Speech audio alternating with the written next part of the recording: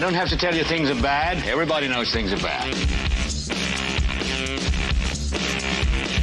Everybody's out of work or scared of losing their job.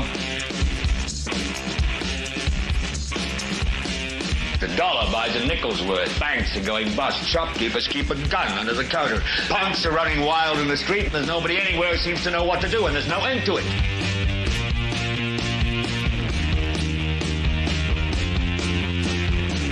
The air is unfit to breathe, and our food is unfit to eat. And we sit watching our TVs while some local newscaster tells us that today we had 15 homicides and 63 violent crimes, as if that's the way it's supposed to be. We know things are bad, worse than bad. It's like everything everywhere is going crazy, so we don't go out anymore.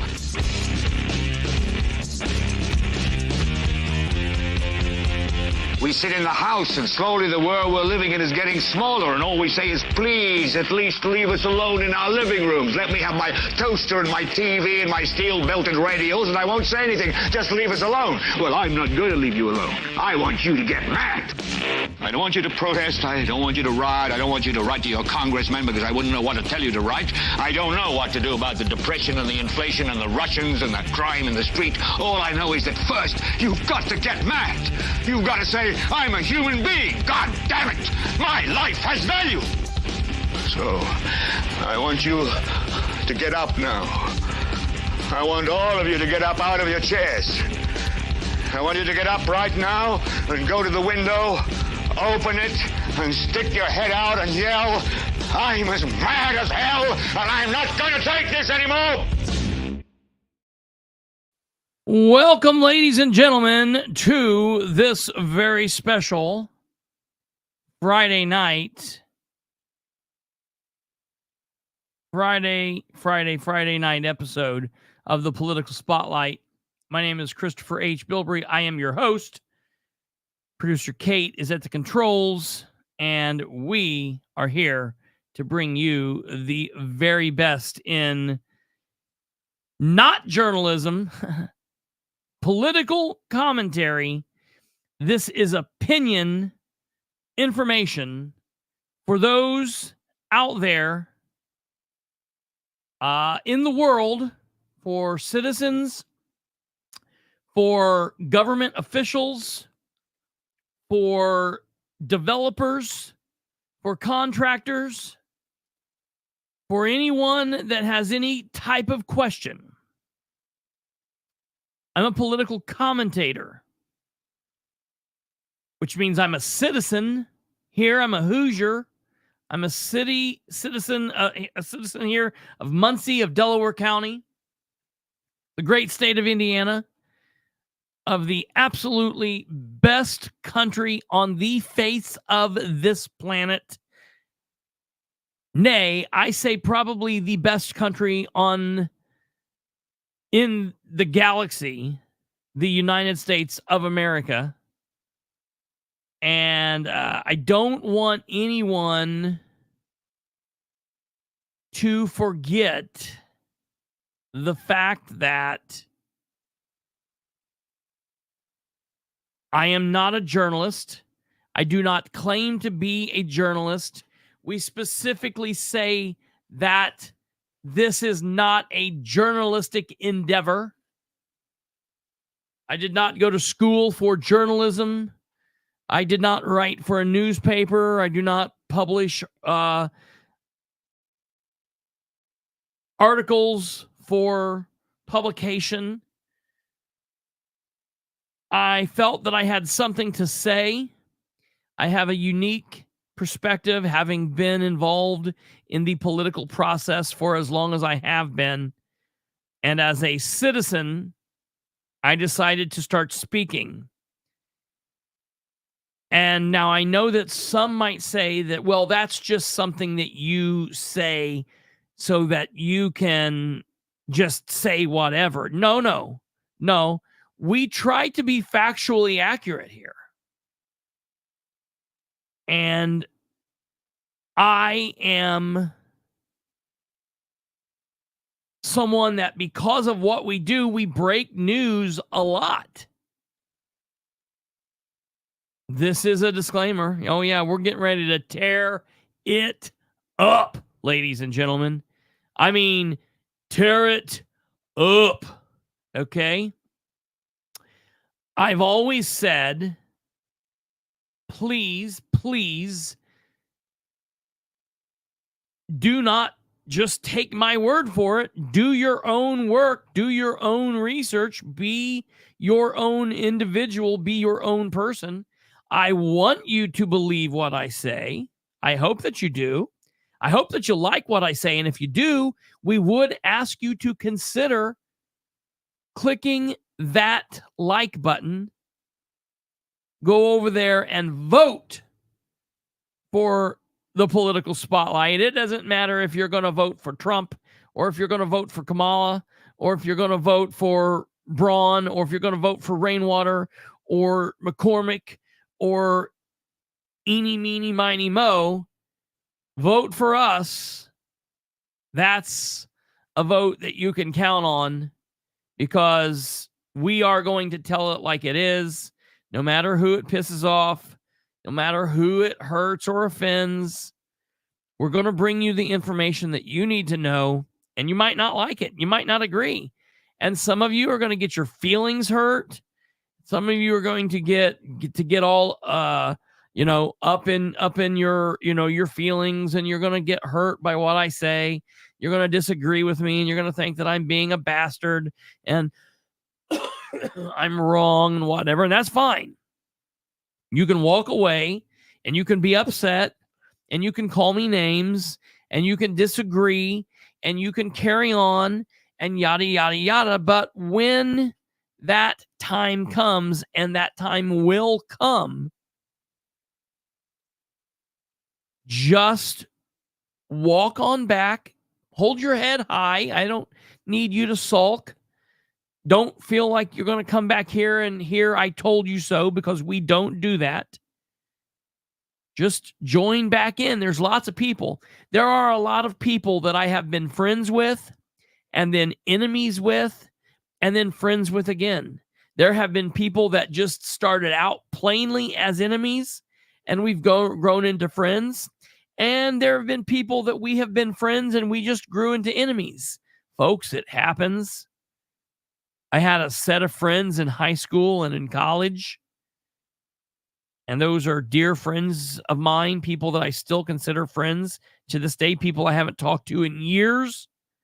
But if they called me tomorrow, I would be there. I have a set of friends that I made while on the police department. Those are people that I haven't talked to in years in some cases, but if they called me, I would be there tomorrow. I have a set of friends that I made at the prosecutor's office, and a set of friends really that I made at working at Gaddis Chrysler. Some of you I consider friends. Others I consider acquaintances. I would help anybody that needed help. But beyond that, I'm not out here trying to make new friends. I'm not trying to make new enemies, but I don't care. I'm capable and happy of making an enemy just the same as I am making a friend. If telling you the truth hurts your feelings, or telling you my opinion based on my lived experience, because that's a thing now, then if that hurts you, I apologize for that, but tough shit. There are things that hurt me and things that I don't like. And I don't get a bitch and moan and whine and carry on. I guess I do. I do it every night. That's what this is. But you know what? If you want to bitch and moan and cry and complain about what I say, get yourself a podcast, get yourself a show, call yourself a whatever you want, and have at it. I'm not in a good mood. The name of tonight's show, I obviously nicked it from the Game of Thrones. Winter is coming. For those of you that have not read the books or watched the movies, watched the TV show, Game of Thrones was a sci-fi fantasy, kind of like, Lord of the Rings, things like that, dragons and things like, kind of like old medieval England type of deal. There's nobody out there that doesn't know what it is. But because of where they lived, they would have these long periods of winter, cold periods that would last. Kate could probably tell us how long they lasted, but it wasn't like a regular winter that we have here. They would last for extended, long periods, years and years. And yeah, right. My mother tagging in to say everyone knows I have no friends. And there would be people that would be like born and live and grow into like young adulthood in the whole time that winter would happen. And so the whole time that we were watching the Game of Thrones during the entire run of the television show, they continued to say winter is coming. And that's something that they would have to steel themselves to prepare for, prepare because winter is coming. And it's this like euphemism for something long and hard and bad and drastic happening. That's as much nerd as you're going to get from me. I loved the show. It was amazing. I've heard the books are better. I've never read the books, but that's that. So it's something that we all use as memes now. Winter is coming, and it's a thing. And I have felt this way basically since the middle of last year, when 2023 was the municipal election, and when Troy Ingram was kicked off the ballot and didn't even get a run in the primary, was then essentially a lame duck. When I knew his term was over, when I knew no matter what happened, Jeff Robinson's term was over on the council, whether he won as mayor or if he lost, knowing that Nora Powell was running against Josh Tulby. I knew that Nora was going to be on the council. I knew that there were things that were changing in city government and not for the better. I hoped that Jeff Robinson would win, only hoping that he would be better. Only hoping that he would be better. I didn't have proof that he would have been. There were things that happened in the campaign that I didn't like. There were changes that I saw from Jeff that I did not particularly care for. So I have questions on whether a Robinson mayoral administration would have been better. I still, to this day, have no issue saying I think that it would be better than what we currently have. And look, when I feel we're getting less than what we deserve from a situation, I can't help but think, okay, let's just get into another situation and see if it could be better. Maybe it'll be the same. Maybe it might be worse. We'll run that risk. And I know that some people say, well, better the devil you know, but I don't know if I like that. It's not ever a saying that I like, because what it means is that you're making a deal with the devil. Better the devil you know means you're already going into the deal knowing this is the devil. Now, I'm not okay with that. I don't know that I like that sentiment. I would much rather be hopeful and optimistic that this is a change that could happen. And when it's not, all right, well, we'll boot your ass out too, but that's the thing. When the change came with this council in January, one of the things that I was most concerned about was the level of communication. We had a mayoral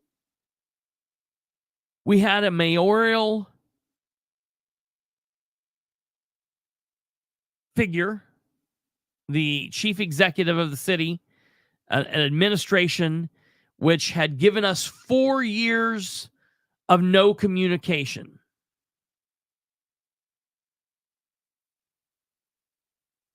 And I didn't look for that to change. I had a pretty good working relationship with the former council,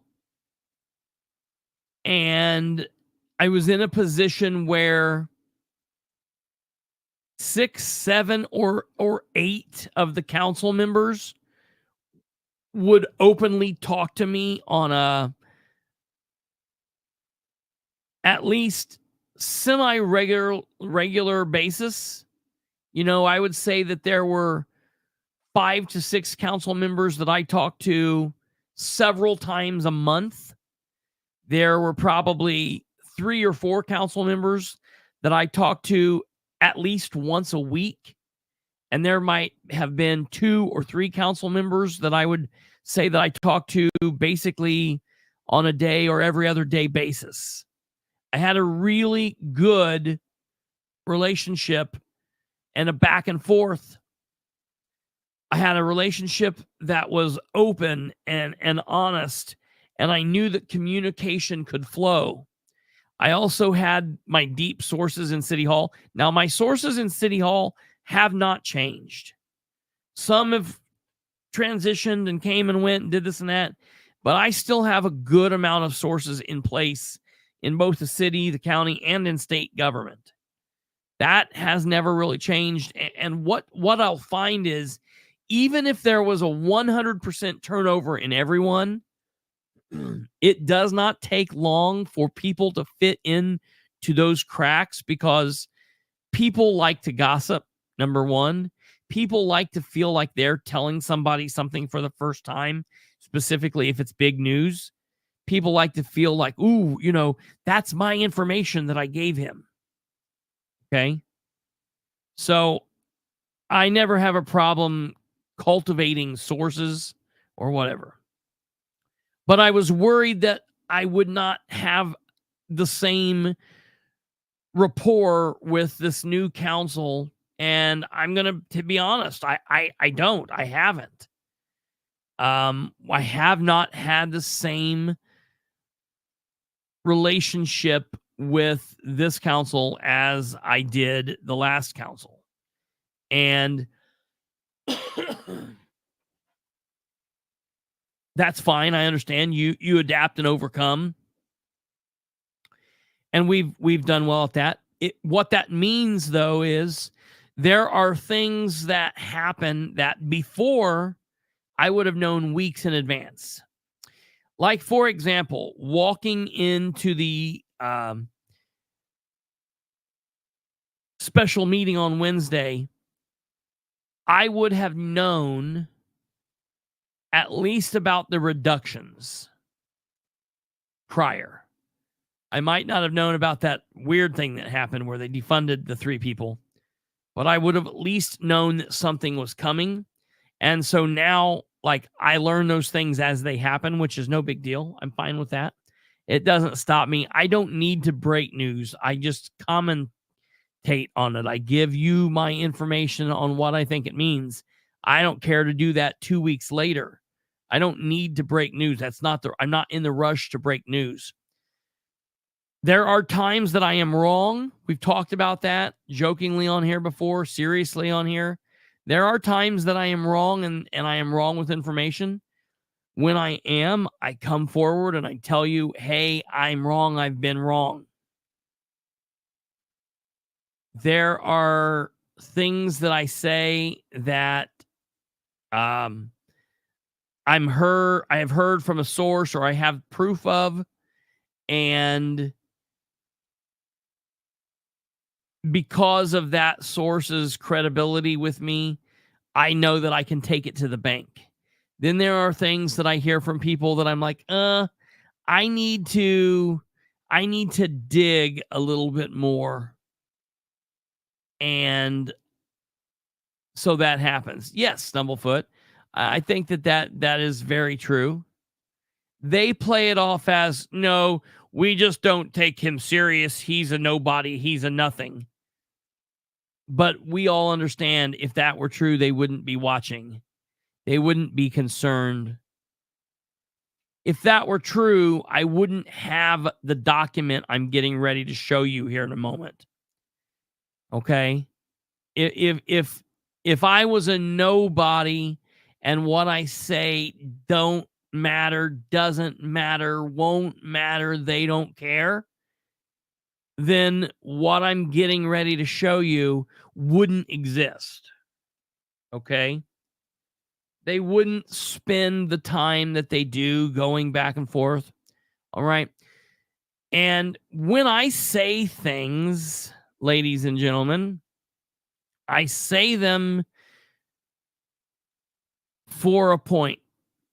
Now, there are people out there that say that I do this for the clicks and the views. Okay? No, I do this to spread information. Yes, this is a business. Yes, we make money from this. Yes, we want to grow the channel. Yes, we want more people to listen, more people to watch, more people to interact. But that's just because we want to be able to wake more people up, get more people involved. And when there's more people, there's more voices. See, the government tends to think we don't want to hear any more voices. We want less voices. I want more people. I want more people. If there's more people on here disagreeing and sharing thoughts and ideas, that's how we grow and better ourselves. When I'm wrong, I will admit that I'm wrong. I have no problem doing that.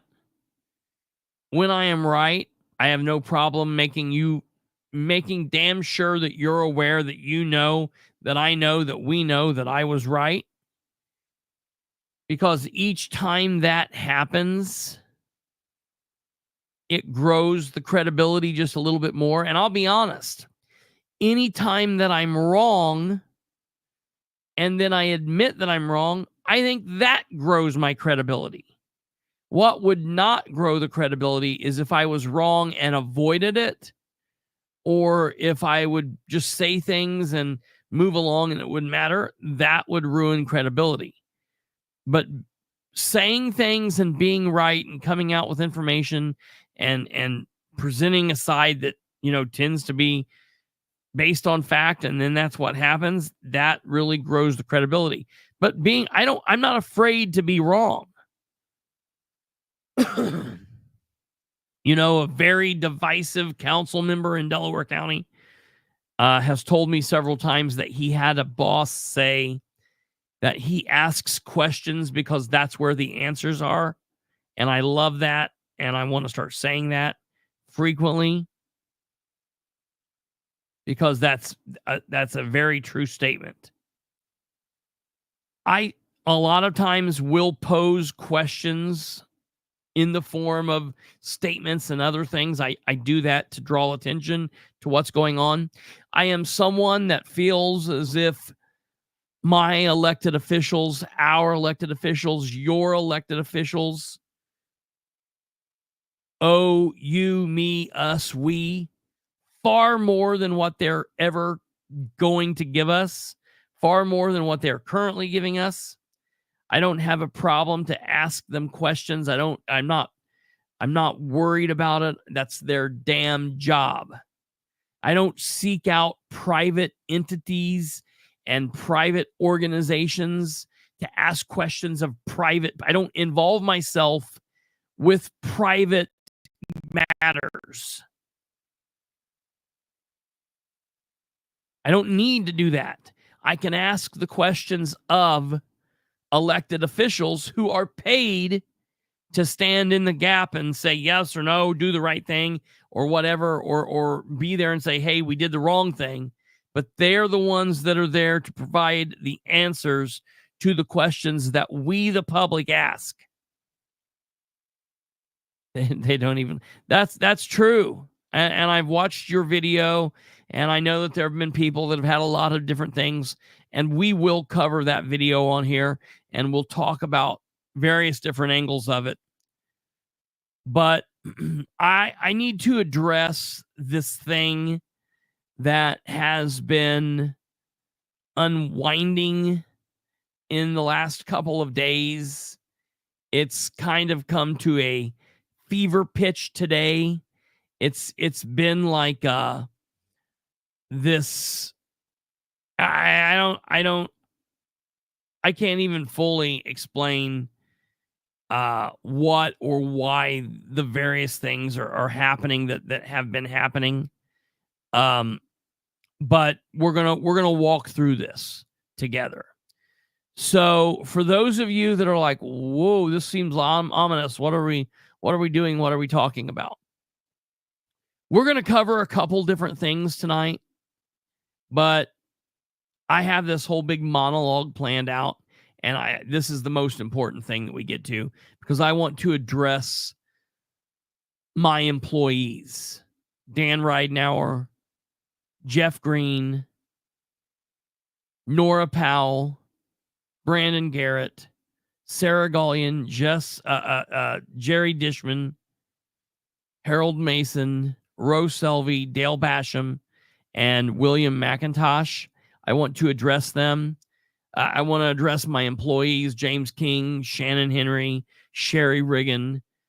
I can't ever even remember the county council. Flanagan, Daniel Flanagan, William Hughes, Matt Kantz, Mr. Stake, Jim Mokel, Jessica Piper, Ryan Webb, Eugene Whitehead, and all of the other state officials and everyone in between. I'm addressing you, my employees, our employees. All right, this is them. Anybody that works for or with them, any other public servant that are employees of the city, appointees of the city, or hangers-on of the city, any elected officials, anyone that enters into business with these government agencies, contract employees, contractors, developers. This monologue and this message is for those people. All right. Now, I want to take you back in time just a few days to show you a couple of things here. Today, I hope that you're watching. I hope there's a lot of people that are going to watch this live or watch this. I know that, so it's like a fourth. Our viewers are divided up into a fourth. There's like a quarter of the people that watch live. There's a quarter of the people that like immediately watch in the couple of hours immediately following a live, up to and including the 12-hour period right after a live.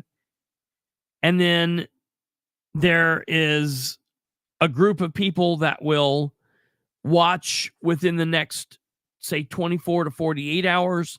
And then the last group that just watch sometime over the next couple of weeks. That's how our viewers watch. So welcome. Thank you. Thank you for being here. Thank you for giving us a little bit of your time. It's very valuable. I understand that, specifically on a Friday evening. Lots of great things going on. Good time of year. But we are bringing this to you live on Friday, October 25th, 2024.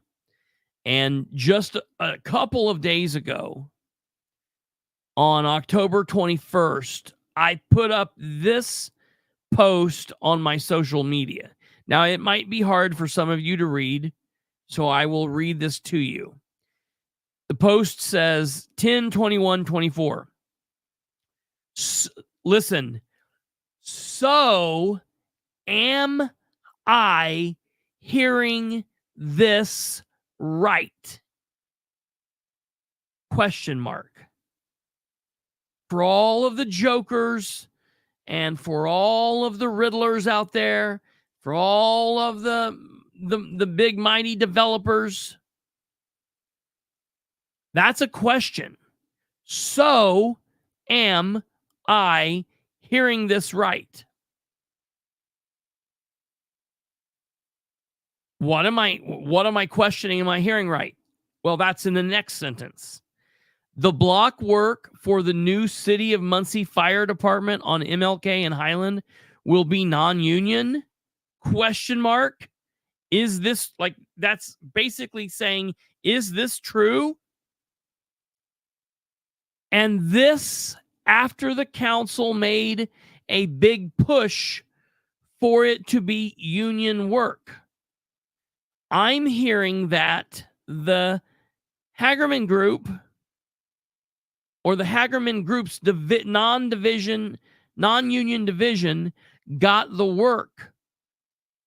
It will be interesting to see how the city councilors address this. I then tagged the mayor of Muncie and the 9 council members, and Greg March doesn't have Facebook. That's GM Development. But I also put him on there. And then I end all of my posts with stay tuned or stay tuned for more, and then my signature, which are all my links and all my stuff. You've all seen it. That's the very first post on this recent situation with the fire department is. Now, I need to say that before we get into this more, look at my hands. Okay. I've got calluses right here at where each finger is. All right. And those calluses are from 2 things. Those calluses are from swinging a sledgehammer from the time that I was about 13 until I was 22, 21, till I became a cop. My father owned Muncie Tent and Awning, a 110-year-old company in Muncie that did, it was outside labor. Muncie Tent and Awning did home and commercial awnings, window awnings, door awnings, patio awnings, boat covers, any kind of major industrial seamstress type work, signage, signs, vinyl sign graphics, things like that. It was kind of a jack of all trades. One of the things that they did were they rented tents, not camping tents, but like party tents for Ball State University, for weddings, for parties, for all kinds of events. And one of the things that I did for years and years and years was I was in charge of the spring, summer, and fall tent rental program. And I would set those up. I would, schedule them.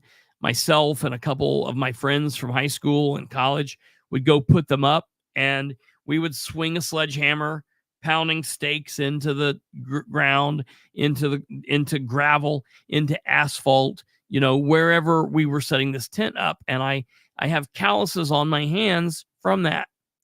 I also have calluses on my hands in those areas from being a drummer. Other than that, I don't know anything about anything like that. I've never built a house. I'm not a carpenter. I'm not an electrician. I'm not a bricklayer. I'm not a mason. I'm not all the different nonsense that there are. I don't know anything about that. And I'm not embarrassed to say I don't know anything about that. There are things that I know a little about. There are things that I know a lot about. I have a brain for trivia, for useless information, and I know things that would blow you away. The amount of knowledge in my mind, just stupid. I get that from my dad. Both of my parents are very witty, and I've taken after them with that. I'm patting myself on the back here, but there's a lot of crap I know. Union stuff, building things, that world is not something that I know anything about. I have no problem in saying I don't know a damn thing about any of that. When somebody gets a job and they subcontract it out to a job and they subcontract that out, I don't understand how that stuff works. Okay, I probably should learn. I'm in the process of doing that now. However, I'm not ignorant. All right. I'm capable of having thoughts about what I hear, and I'm capable of having an understanding of what I'm being told. And I'm also want to say this for the record, and I'm going to say this, and this is the last time I'm going to say this. Being a union worker and being union strong or union proud is something that my family always, my dad's side of the family was always proud of. My dad wasn't in a union, but my uncle was in a union. My grandfather was in a union, and the union did well for my family. You know, my grandma and grandpa were married. They just celebrated their 68th wedding anniversary on Tuesday. Happy 68th wedding anniversary to them. They met at the time they were 13, 14 years old. They got married shortly thereafter, 16, 17, 18 years old. My grandmother had all three of her children by the time she was 21. And while she worked her ass off and she was a great mother, great housewife, she did lots of other odd ends and jobs, but her job was her children and her family. And she did a damn good job with that. And my grandfather worked at GM, and he did good at what he did. And God provided for them, and they were the perfect match. While there are at times probably ready to kill each other, and I witness this and stop this on a frequent basis, they are the perfect couple. They've been together forever. I mean, they've been side by side for the last, well, since my grandfather retired in the early 90s, have been inseparable. But my grandfather worked, my grandmother budgeted the money, and she's like a world-class accountant without being an accountant. And because of what my grandfather did as a union man, and because of the way that my grandmother budgeted, they did well for themselves. And that was a lot thanks to the union. And so I understand that, and I respect that as part of my heritage. Now, as far as me and the world that we're in today, and my grandfather will say the same thing, the union does not carry the same weight today that it once did. I'm friends with Audie. I'm friends with a lot of you that are in the unions, and I respect the union for what it does for Audie and the fact that he's in it and he works it well and it's good for him. But I'm not pro or for or against union one way or another. I don't particularly care if union people are doing this job or any other job, whatever. I'm standing up for workers for the city for AFSCME. But on this fire deal, I do not give a shit one way or another. I'm not speaking out like, this has to be union, or no, this shouldn't be union. I am presenting a factual basis of information, and that is that two councils that questioned the mayor and Greg Martz on this bot thing, two councils, one council, the council from 2020 to 2023, that 4-year period, that council pushed back hard about wanting local union workers. And the council from 2024 to 2027, the one that we're currently in, they pushed for union labor workers. Now, the reason that I'm pushing that, the reason that I'm talking about this is not about that I have like a hard on for pushing this or that. It's just that I want to be able to hold our elected officials to what they say and what they do. And Dan Ridenour, man, he has this ability to do and say one thing and then jam something else through, run around what he's being told, and do something completely different. And every time he does that, I want to pull that out and make that known and make them look like a fool for doing that, and make everyone that voted for him look like a fool for doing that, and help get him to not be in power. Or there's nothing wrong with him changing and all of a sudden starting to do what he says and do right. I would be okay with that too. I would be okay with him having a come to Jesus moment and doing the things that he says and not doing weird stuff and not trying to run around things, I'd be fine with that. So my issue with this is there's been a lot of elected people, 9 different counselors from thing, and then this all set of 9 counselors that have pushed for a certain thing, a lot of local work on this. Not all of it's going to be local, but they want, or union, but they want as much as can be. And they've all been told, yes, that's going to happen. So when I was first told at the beginning of the week that, hey, there's a problem out here, I didn't know one way or another. I had nothing to go on. So, yeah, I had nothing to go on. So I put this question up. So, am I hearing this right? The block work? I'm asking a question. Mr. Kantz, Communications Director Green, and Ridenauer, Jeff Green, Nora Powell, Brandon Garrett, Sarah Gullion, Jerry Dishman, Harold Mason, Rose Selvey, Dale Basham, William McIntosh, and GM Development Greg Martz. I'm asking a damn question. I'm not calling anybody out there. I'm not making anybody look stupid. I'm asking a question. Am I being rude to anybody there? Is that for the people that can read that?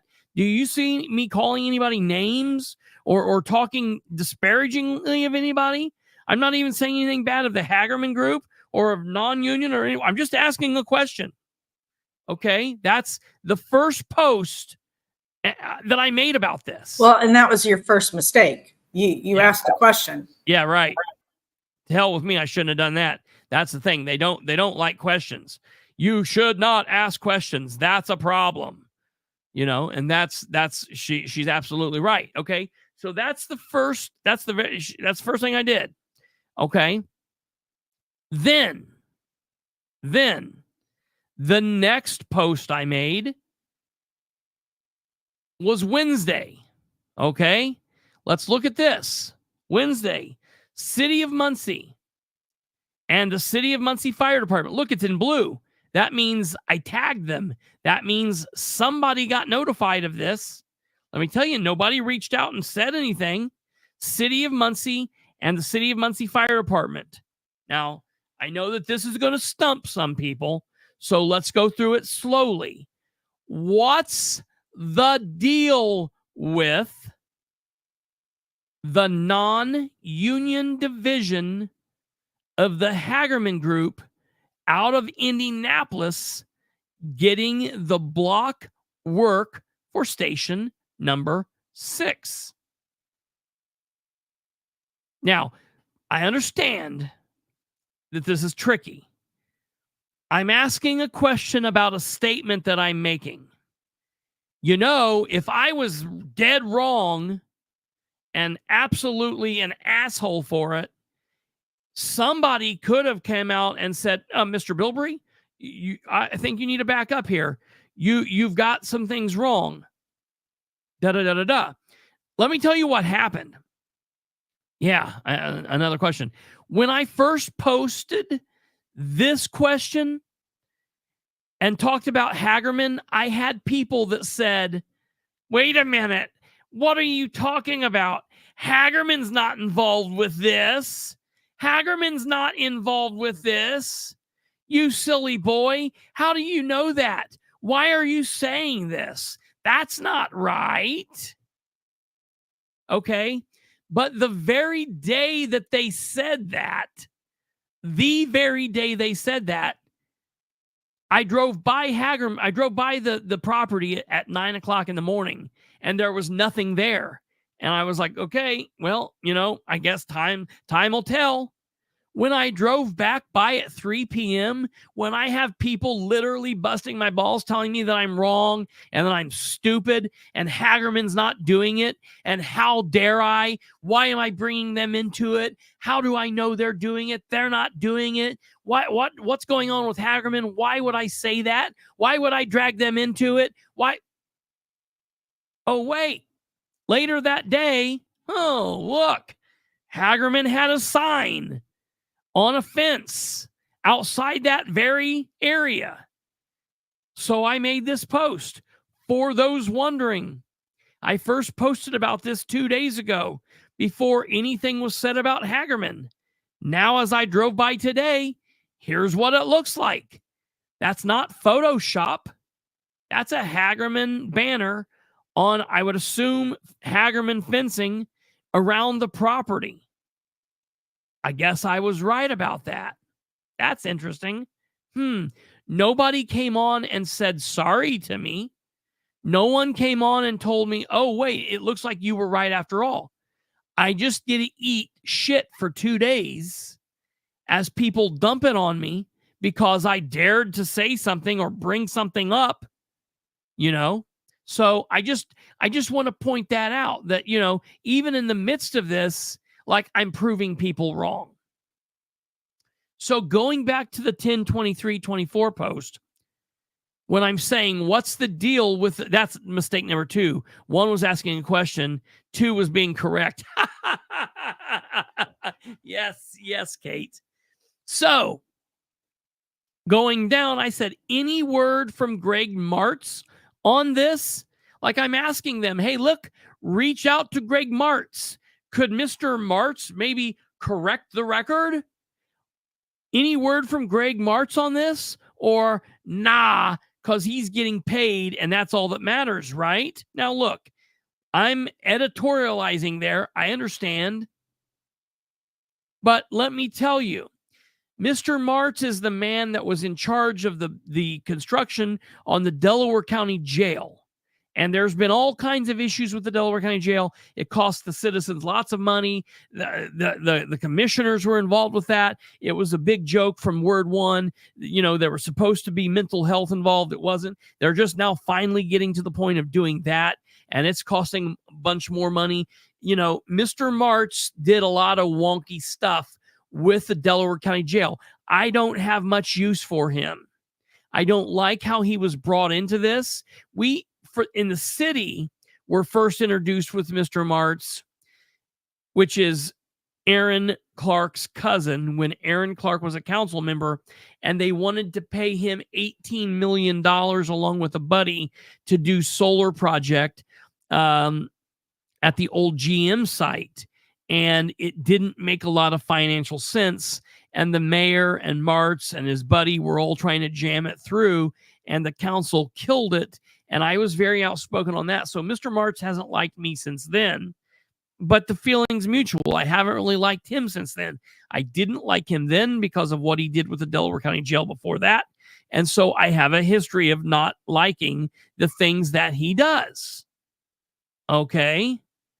So keep remembering that I'm saying I'm editorializing here, but I'm not being rude. Any word from Greg on this or nah? Because he's getting paid. That's all that matters. Any thoughts from the Muncie City councilors? Any thoughts from Mayor Dan the Man? You out there somewhere? Yo, stay tuned for more. All right. That was that post. Okay. Well, let me then take you to the biggie. All right, the biggie.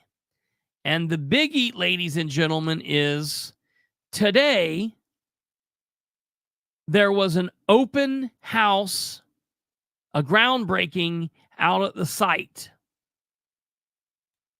The Muncie Fire Department posted this: a new era for Fire Station 6.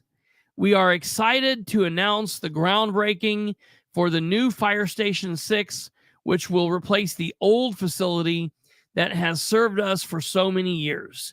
This is a significant step forward in enhancing our fire service and ensuring the safety of our community. A special thank you to Mayor Ridenour and City Council members for their unwavering support and the dedication throughout this process. Your commitment to improving our community's safety infrastructure has been invaluable. We also want to express our gratitude to the community for your support and involvement. It is your engagement that drives progress and makes our city a better place to live. Together, we are building a brighter, safer future. Stay tuned for more updates as we embark on this exciting journey together. Okay, wonderful. Yes, thank you, Charlize. I appreciate that. All right, they did this. Fantastic, lovely, wonderful. They then shared some pictures. Ooh and ah, here's the mayor, here's the fire chief. Wow, what a sexy duo. Cool. All right, whoa, looky here. We've got firemen scooping dirt. Amazing, lovely, and wonderful. Wow, we have them shoveling, putting their hands on the shovels before the dirt. This is cool. Hard hats and everything. They get to take it home, throw it in the closet. It's amazing. It's wonderful. Great, great. I love it. All right. Ooh, looky here. We've got the city council members and Mayor Ridenour. This is absolutely amazing and wonderful. Everything going on here looks great, looks grand. Happy day. All right. Fantastic.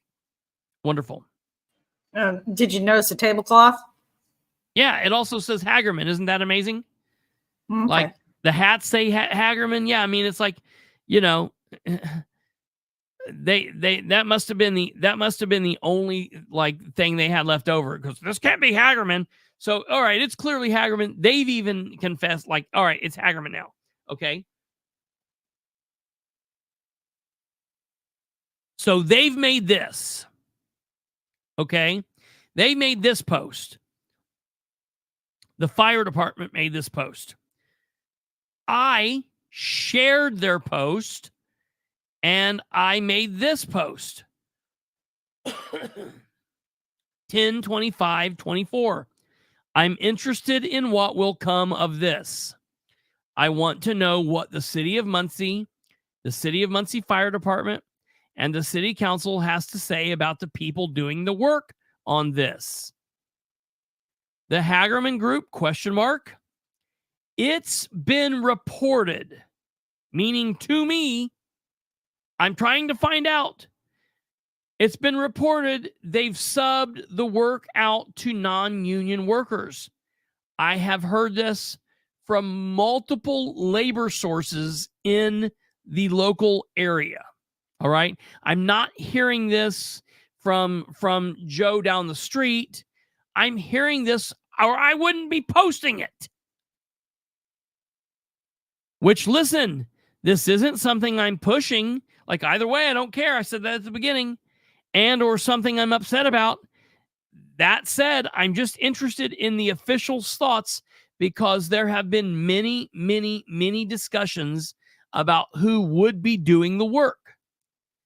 There was a push by members of the 2020 to 2023 Muncie City Council, as well as a push from members of the current 2024 to 2027 Muncie City Council for the workers to be local and be union. So my question is, what do the various people involved have to say about the most recent developments in the situation? Any word? Muncie, City of Muncie, City of Muncie Fire Department, Ridenour, Jeff, Nora, Brandon, Sarah, Jerry, Harold, Roe, Dale, William. That time, I even left Mr. Martz off. I didn't call anybody a son of a bitch. I didn't terrorize anybody. I didn't make any names or memes. I'm asking a question. Making a statement, asking a question. Someone could let me know. Okay. Nobody let me know. Nothing like that happened. No one said anything. At that point, I'm just trying to figure out. Okay. So then that triggered people. Okay. So now, interestingly enough, yeah, right. Yep. Kate, you're right. I get it. So here's this. This is interesting. Matt Kantz.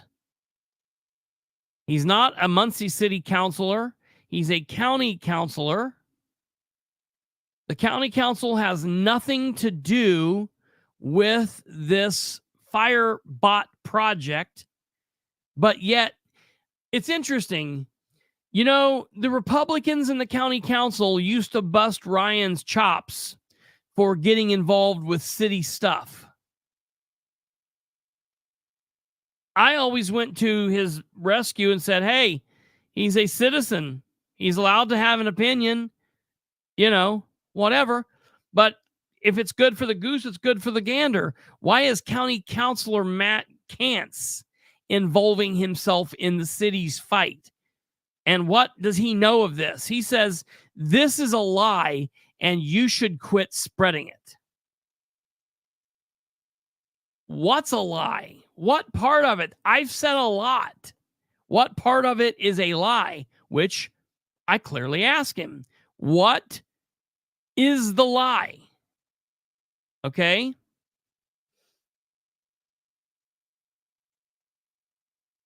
Then I said this.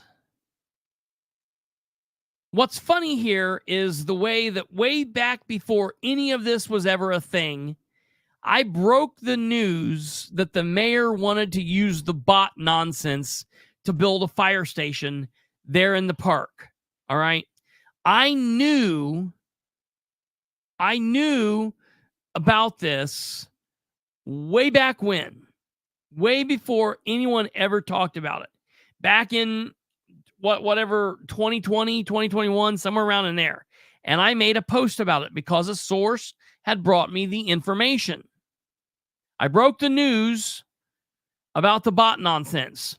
And while I agree now, and I agree then that a station is needed, was needed, has been needed, I'm not a fan of the bot. I'm definitely not a fan of Greg Martz and much more.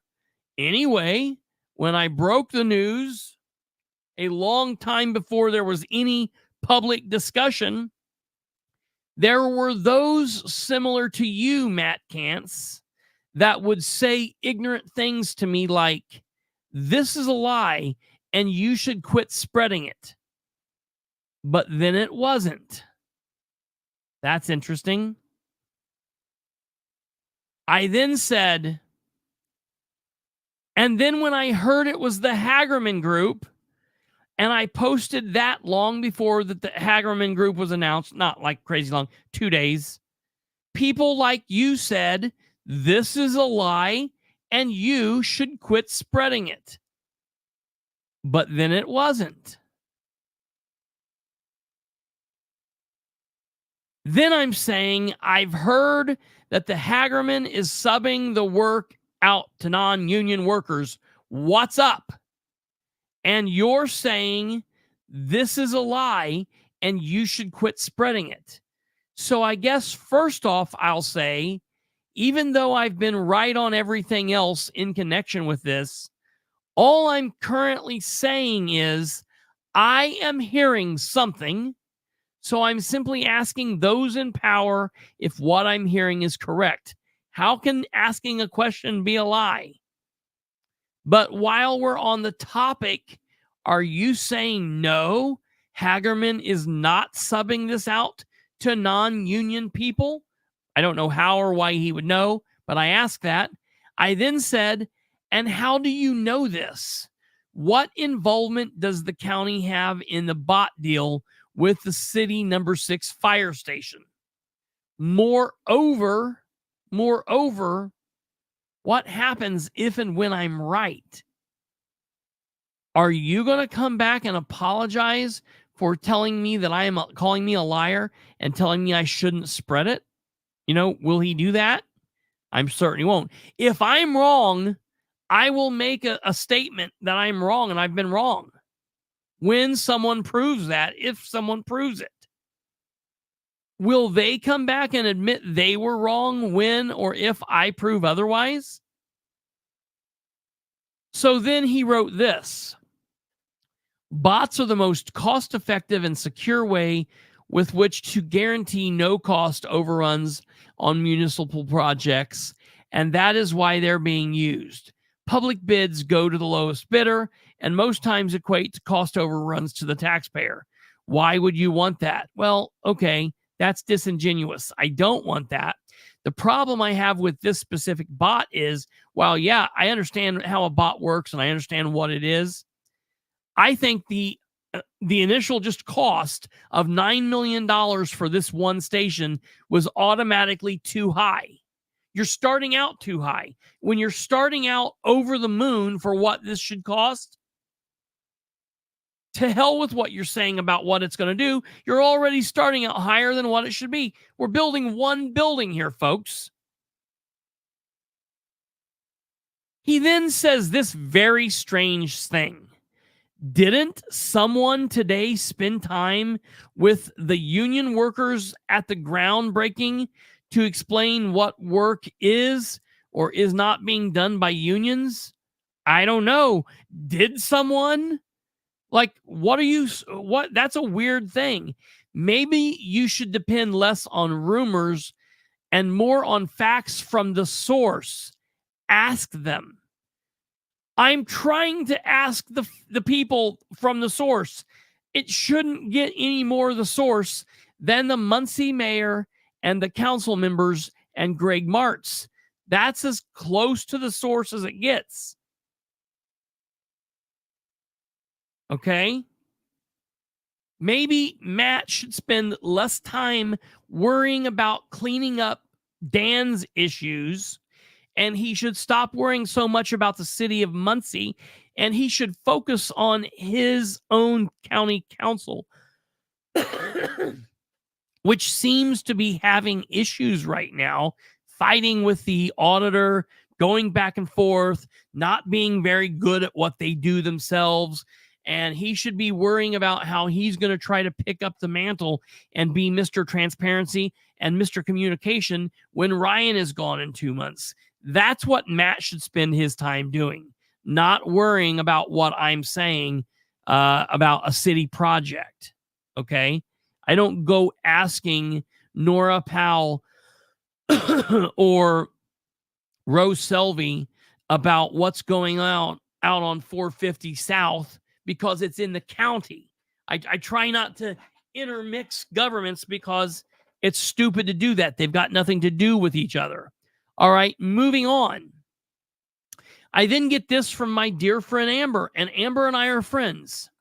And I can separate that friendship from Amber, the person, and Amber, the communications director, because at this point, she's speaking as the mouthpiece of the city.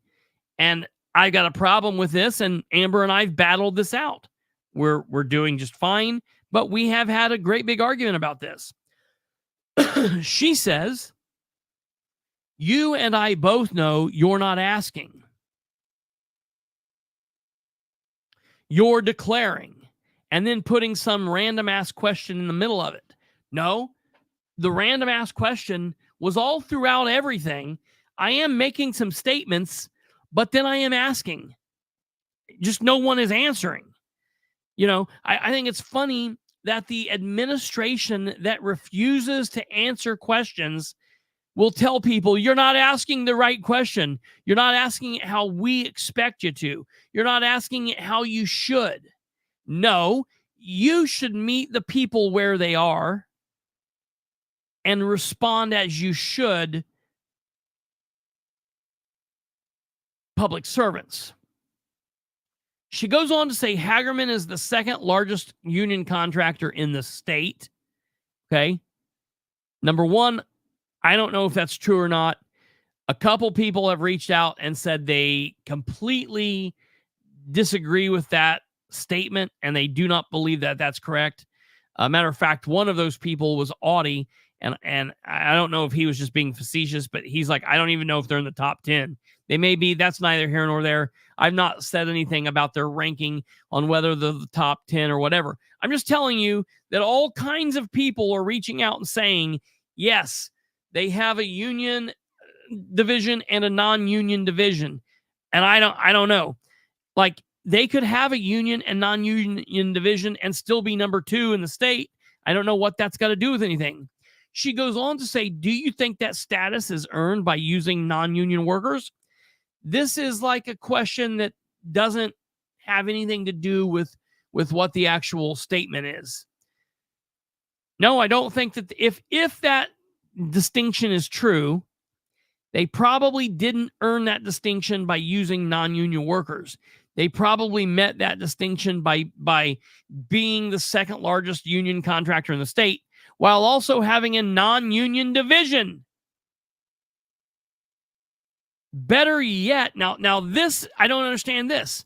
Better yet, do you think the union workers that showed up to protest this morning at the groundbreaking would have decided that that was not at all necessary if what you're saying was indeed true? Well, I don't understand. Walk me through. Kate, come up here for a second. Can you? Are you busy? I think she's busy. She's just staring at me. She must be busy. Okay, I think she's busy. Okay, give me a second here. Let me go back here. Okay.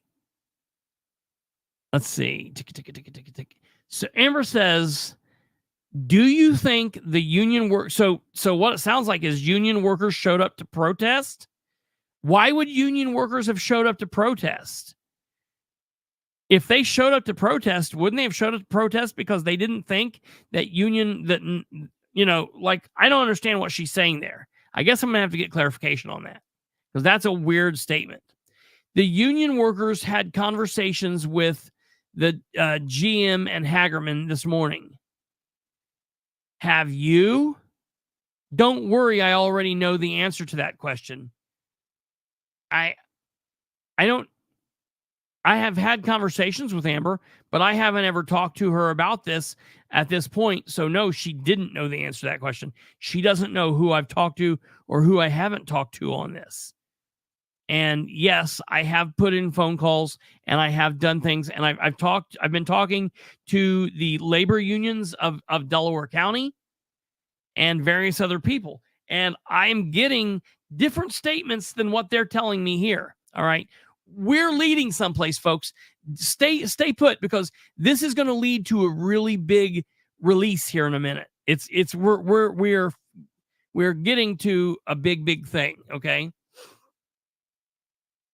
I then respond back to Matt Kantz. Hey, Riddler, instead of the cutesy guessing games, why don't you lead me to how I could find the correct answer? You said, didn't someone today spend time with the union workers at the groundbreaking to explain? I don't know, did they? Who is this someone? Where can I find that?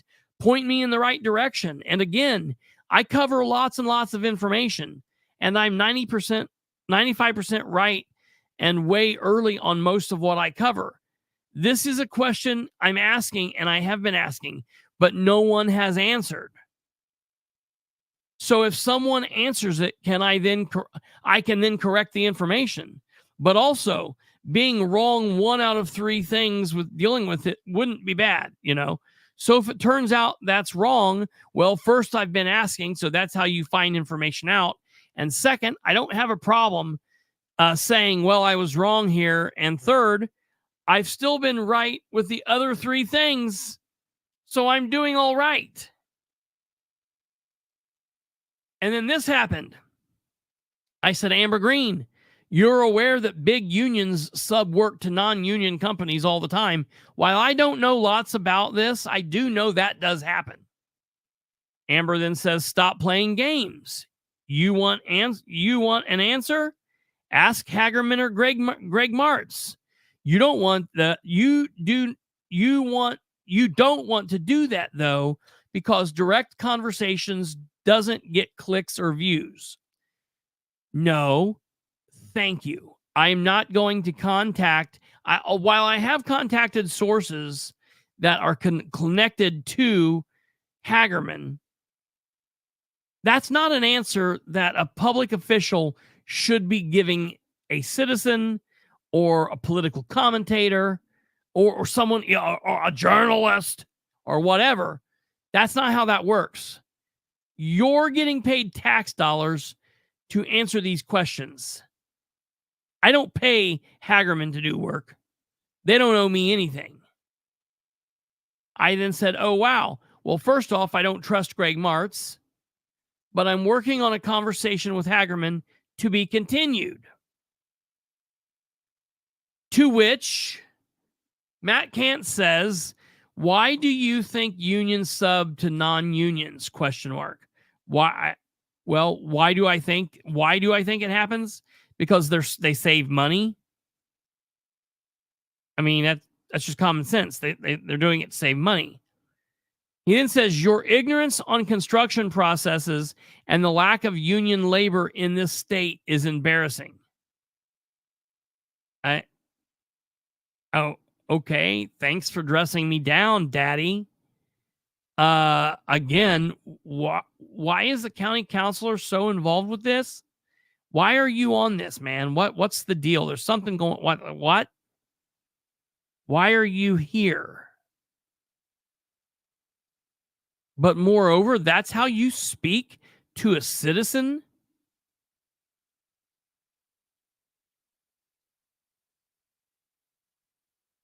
You know?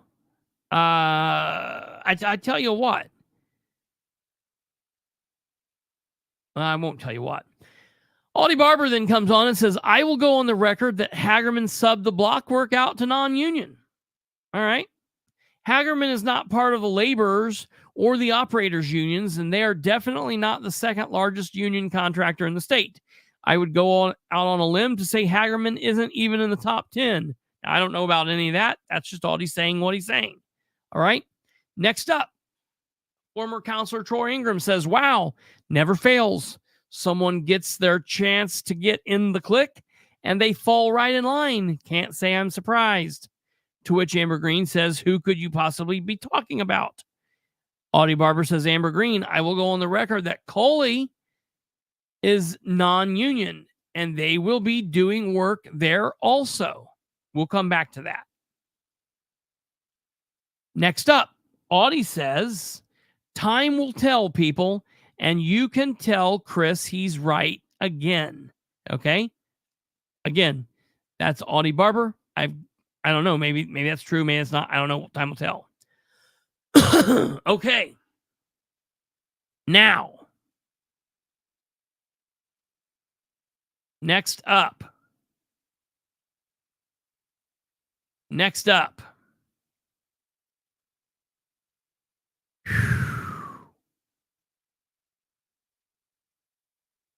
A source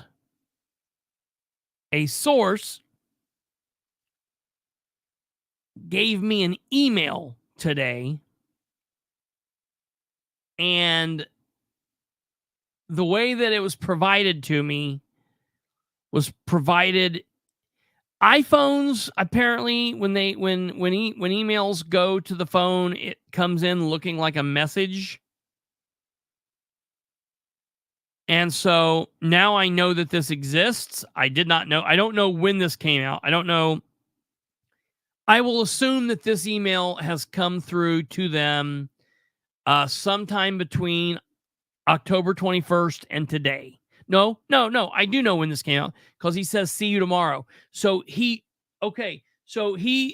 basing this statement that you're getting ready to hear off of Monday the 21st post and Wednesday the 23rd. All right. So stand by as we get ready to read this email. Now I'm getting ready to share an email with you that was sent to the Muncie City Council, all 9 members, to the mayor of Muncie, and to the fire chief and deputy chief of the fire department. And this message was sent by Mr. Greg Martz. Okay. So I'm going to read this email that Greg Martz sent them about me. And then I'm going to address Mr. Martz directly. Okay. So here we go. Martz says, Mayor, council, and chiefs. I came across this post from local journalist. Okay. We'll forgive him for saying that. I'm not a journalist. You all know that. He doesn't know it. I get it. It is what it is. But he bases and makes a lot of wrong assumptions from there forward. I came across this post from local journalist Kristopher Bilbrey. All statements given by Mr. Bilbrey are incorrect. All statements. And I am sending this email to give you the correct information.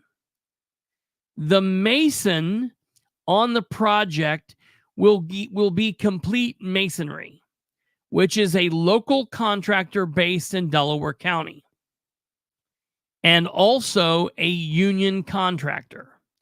I had received a list of 2 contractors from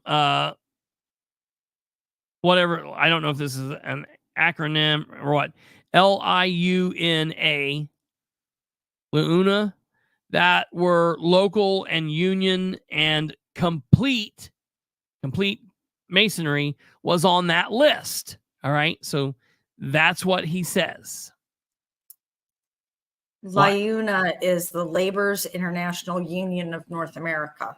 Okay. That sounds fantastic. I love it. So that's good. That gives us a little bit of an understanding of what's happening there. So he received that. That's wonderful. And he says that. He goes on. For the record, Hagerman is also a union contractor. Okay. So wait a minute. I've said they are a union contractor. So, and he said that all of my statements were incorrect.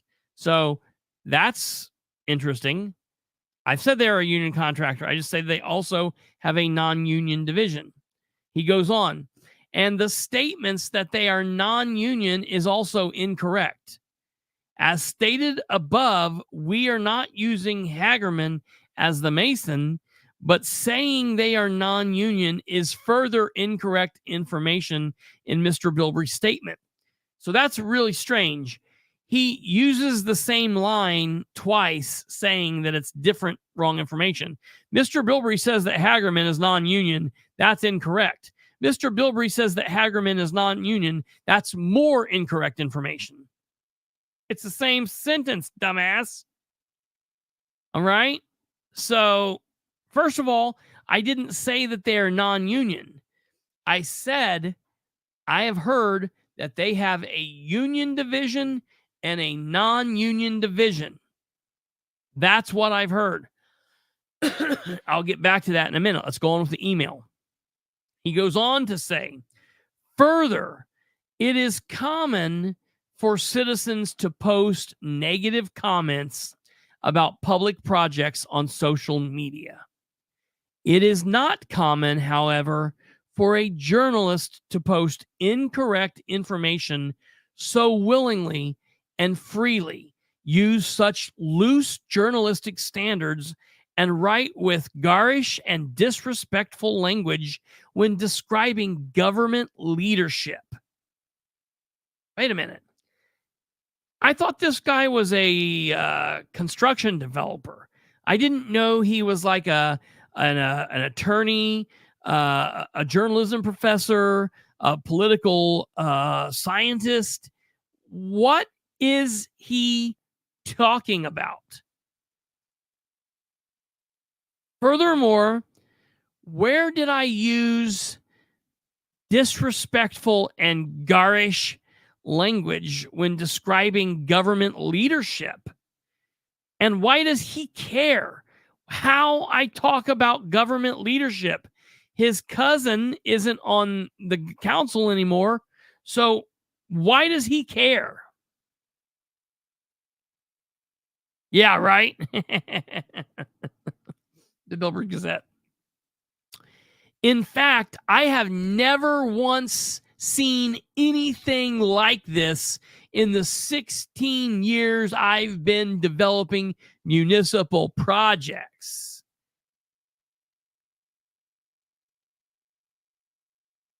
You were hated by the people of Delaware County when you were dealing with the Delaware County Jail.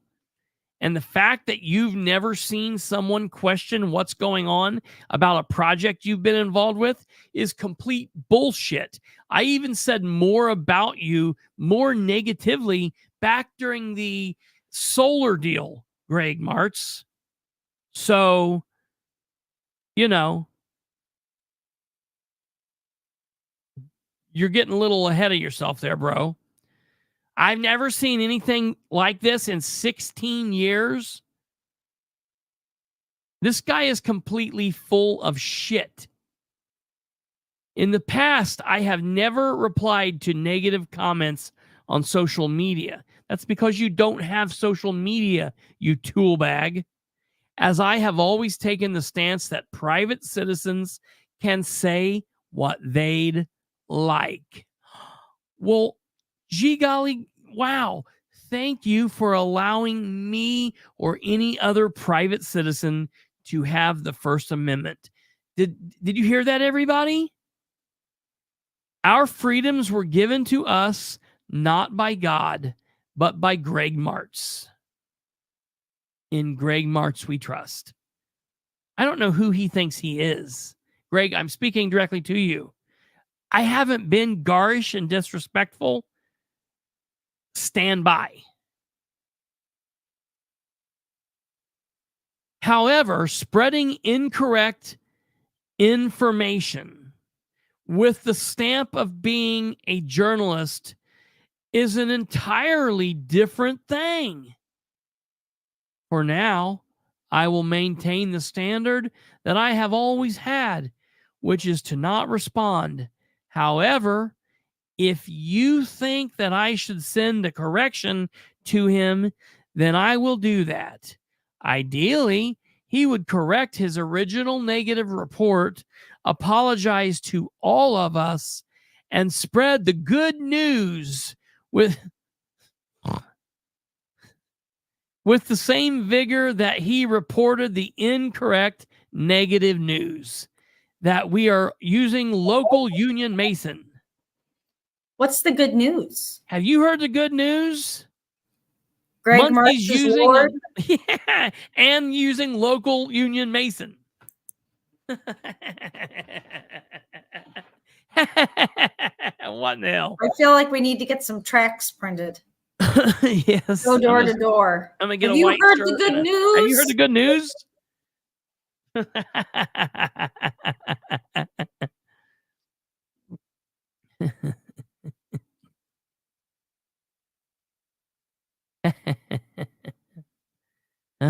Greg Martz died for your bids. I imagine that is unlikely. I imagine it's unlikely too, Mr. Martz. But you deserve to be defended.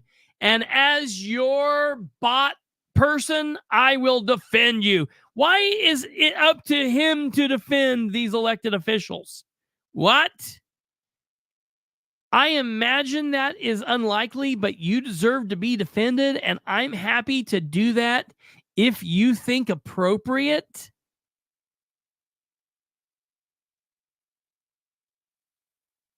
No one thinks that's appropriate.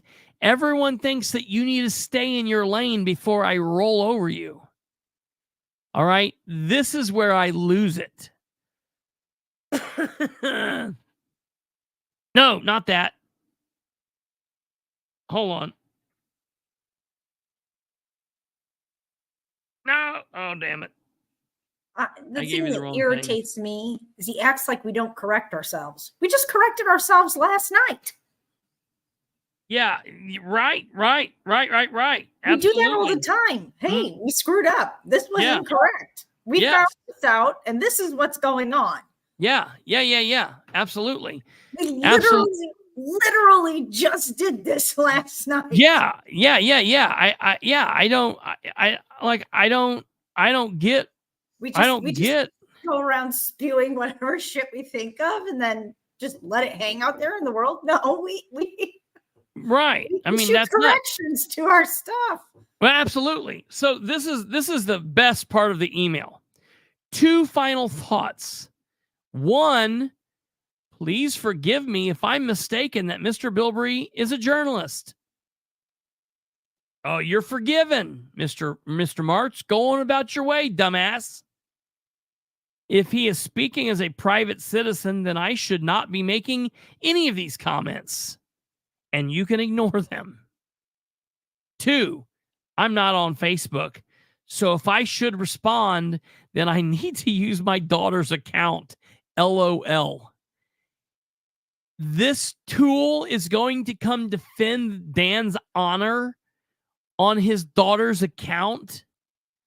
You mean to tell me that he would literally, seriously, honestly think about involving his daughter in this?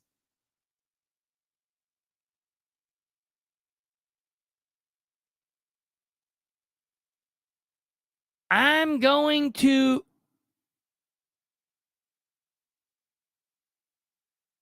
I just can't even begin to understand.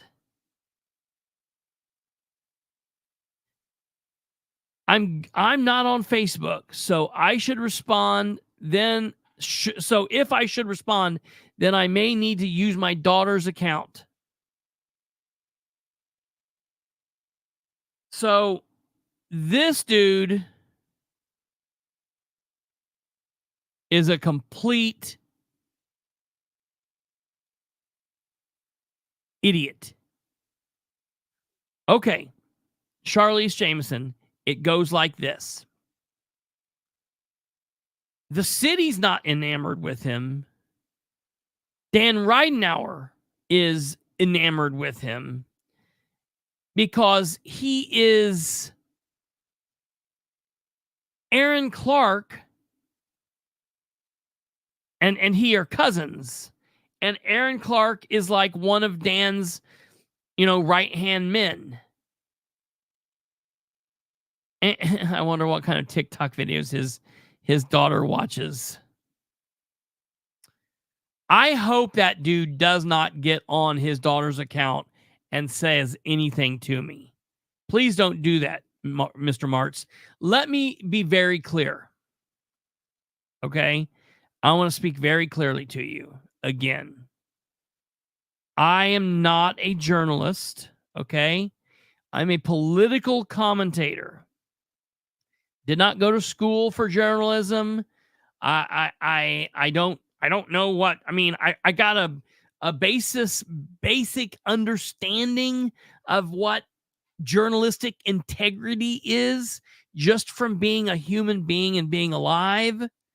But I am offering an opinion, and that's what this is. And I'm offering that opinion on the actions of my employees, my elected city and county and state and government public servants. And I will offer that opinion, however garish and disrespectful and often and hateful I want it to be for the rest of my days, sir, without any thought of what you think or how you feel or how much you're grasping your pearls or pulling up your panties or whatever else that you're doing. And if you, please do not involve your daughter, that would be ignorant. If you have something that you would like to say to me, Mr. Sir, my phone number is 765-546-9796. Please call me, text me, you know, get a hold of me. I go to meetings. We've spoke at meetings. You know who I am. You know what I mean? Right here's my number. Right there's the number. You can clearly, easily send me a number. Okay, it's very easy.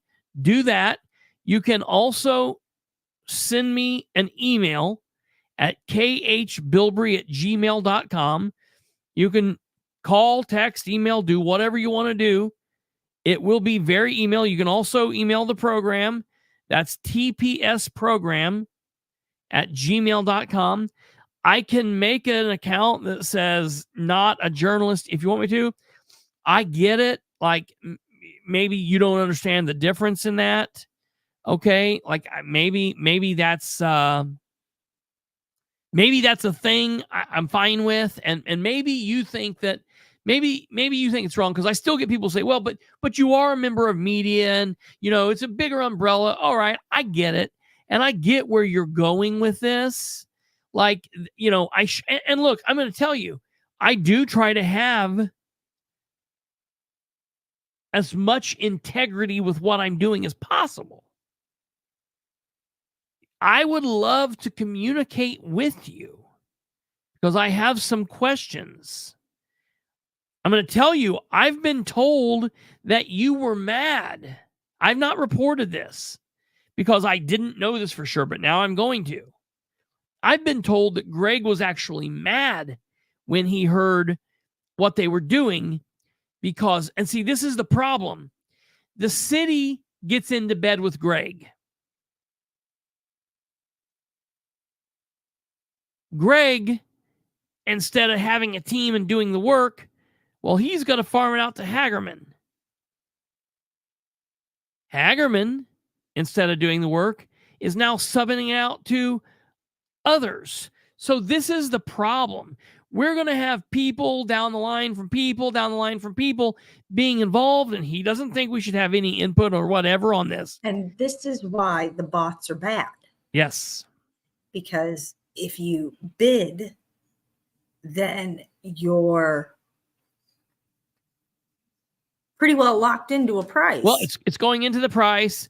And there are change orders and things that happen and can happen. But, I don't think we would be in at $9 million for one station. With 3 layers of contractors. 3 layers of contractors. So far. Yeah. And look, I do think that, I do understand that there are times that people sub stuff out and you have different people working. Okay, let's talk about this. Audie brought up Cooley contractors. Let me do something here real quick. It's Friday night. I can text my ex-wife, can I? On a Friday night, 10:30. I think her husband works at my ex-husband. Wait a minute. Is my ex-wife's husband, does that make him my ex-husband? Let me find out.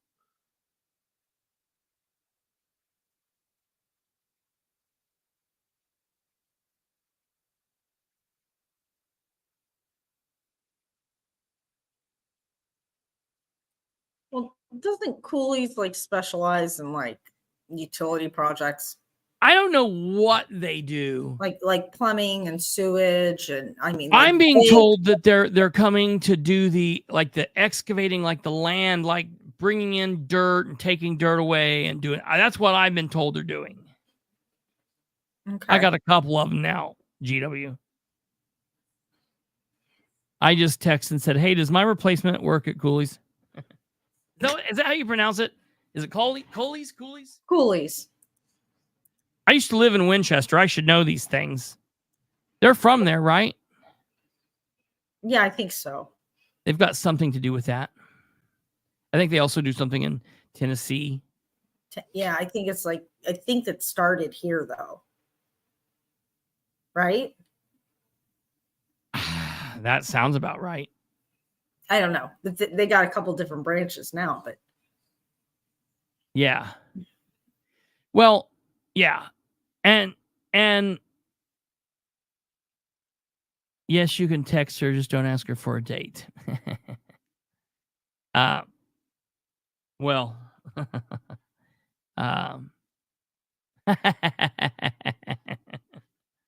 I don't know. I don't know if it makes him my ex. Maybe we're married. I don't know.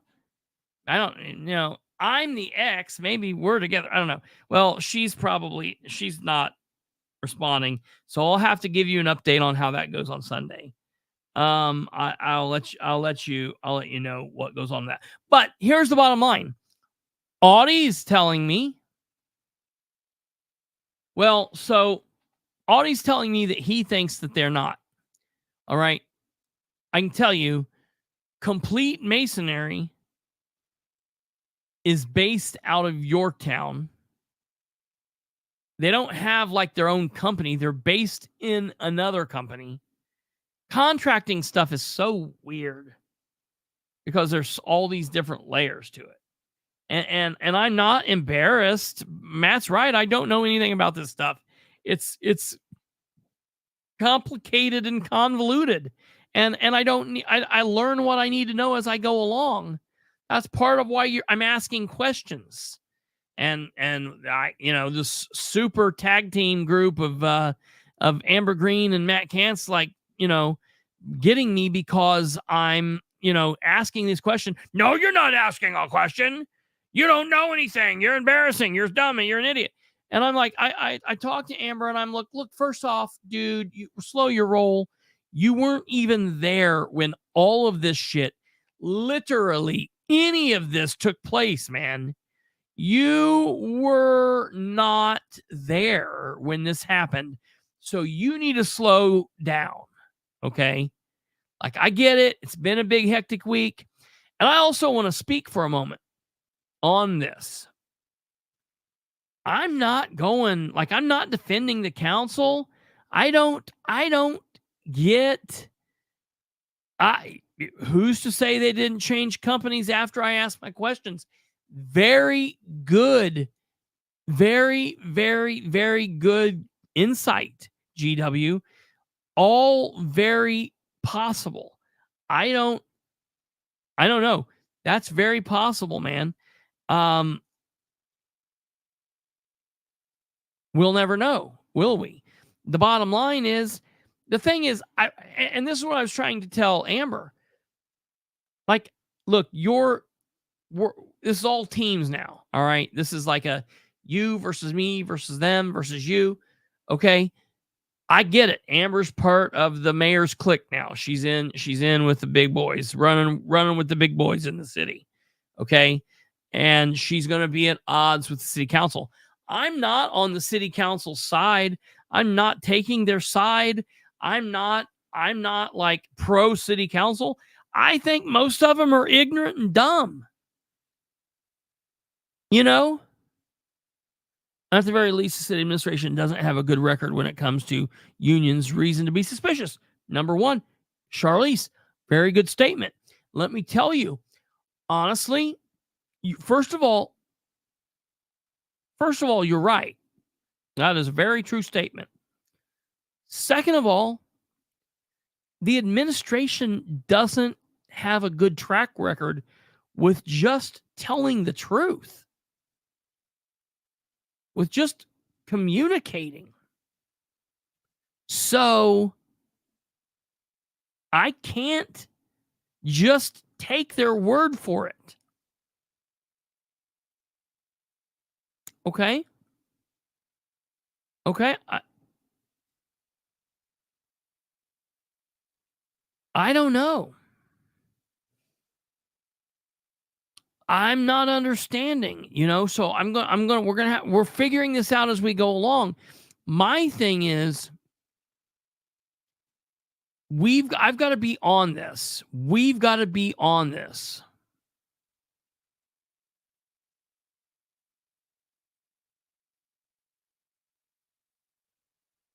To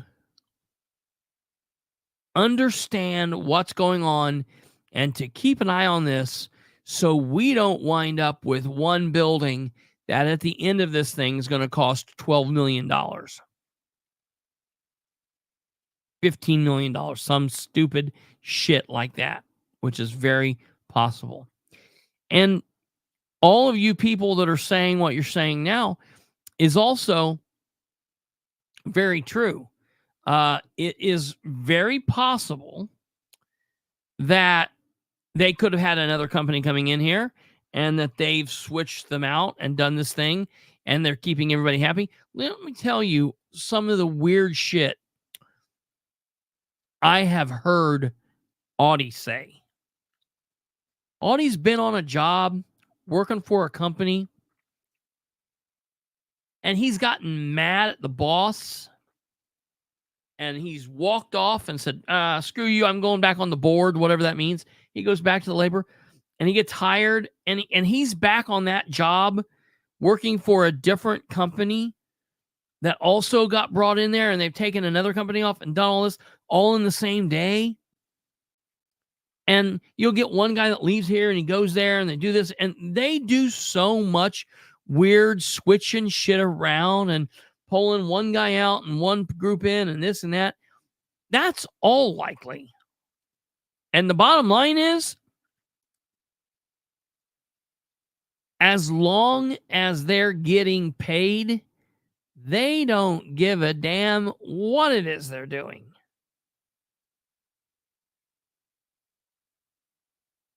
And many million and a many $1 million prototype for more stations. Absolutely.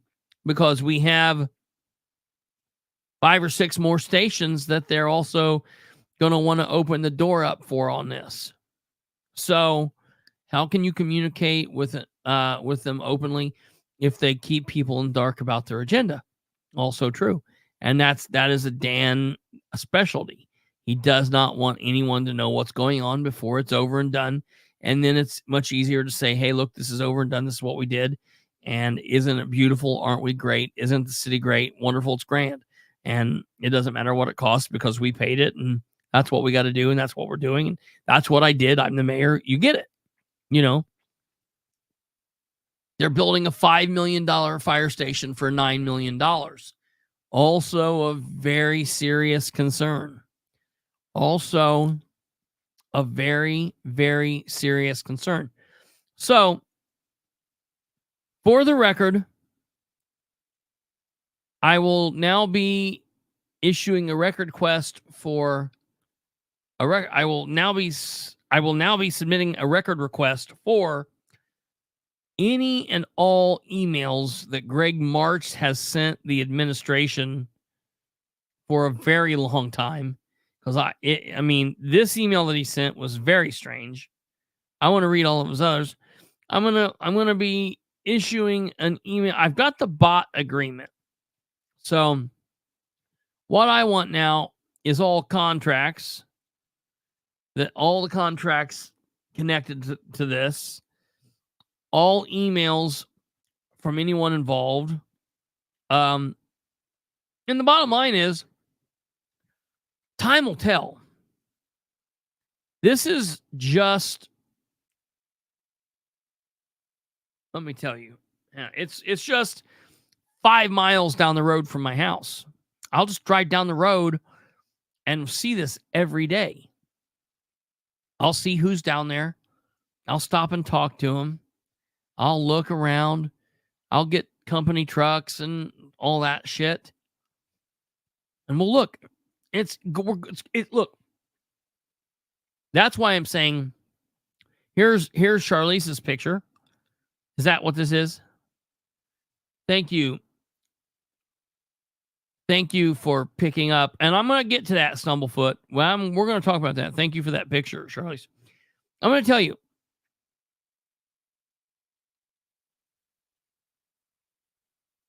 I call this Winter is Coming because I'm entering a phase where I think a lot of people that have liked the things that I've been saying and doing for some time are going to start not liking things that I've said or say or will do, because nothing's changed with my approach to the administration. Nothing's changing with my approach to the council.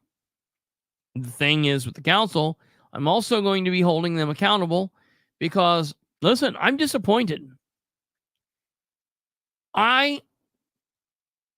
like seeing the council take some action. I'm really upset that no one explained anything. Harold Mason owed us an explanation.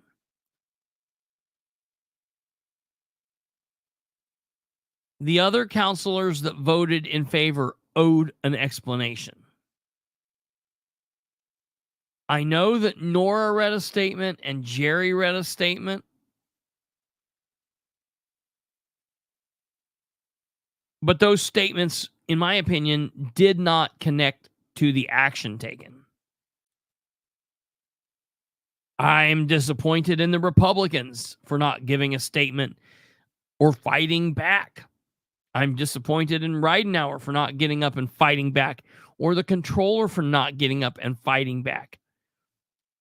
We are being let down by every aspect of government, folks.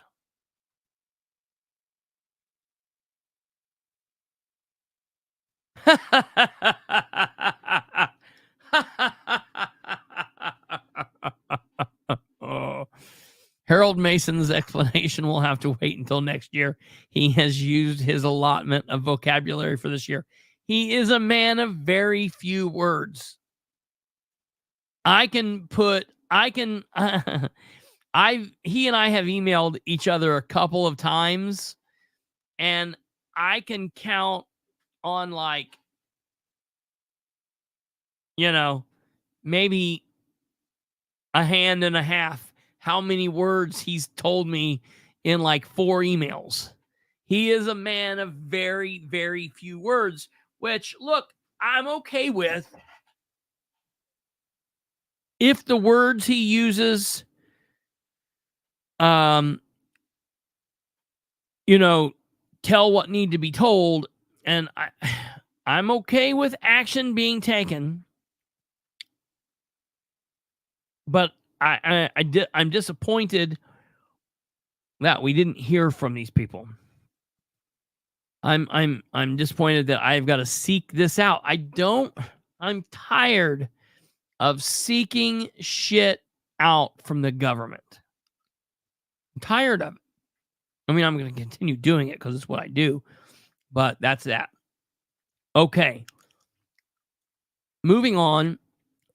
We're almost done. It's Friday night. I'm going to let you guys get out of here quick, but I do got to cover this. Moving on. Well, real quick. First off, I want to say, Greg Martz, I'm not a journalist, bro. And screw you, pal. I don't know who absolutely in the hell you think you are, but I think that you're nobody. And you've got no room to talk to me or to address me in any way whatsoever about anything. You don't like something that I say? Tough shit, bro. I don't like anything that you say. Give me a call. Man up. Don't send your daughter's account in to get me. Man up. Give me a call. Give me a text. You know what? Let's build a relationship. Let's say that. You don't like me, I don't like you. Let's build a relationship from here. Be open and honest and talk to me. Be willing to share everything with me and let me see what's going on. And maybe I'll be looking at turning my comments around. Okay? We'll see. We'll see, but I don't know that it's worth it. I don't know what's going on. I want to see how much of what's getting ready to happen at this station is union versus non-union work. And if you say 100% of it, I'm going to have to say bullshit or prove it to me. Prove it to me, and I will gladly, with the same ferocious whatever nonsense you said, I will go out and share the good news. I'm ready to share the good news.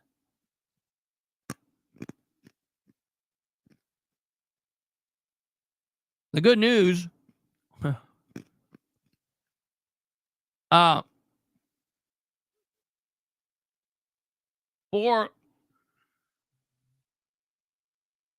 For all of you that have not seen Mr. Martz, I will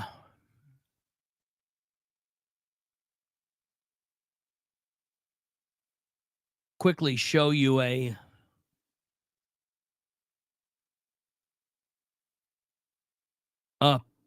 picture of him here. Give me a second.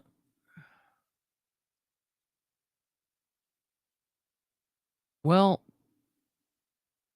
dude, what in the hell? All right, hold on.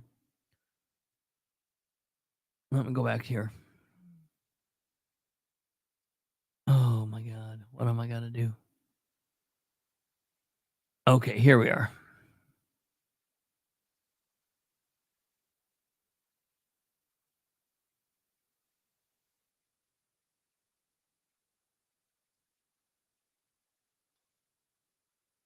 I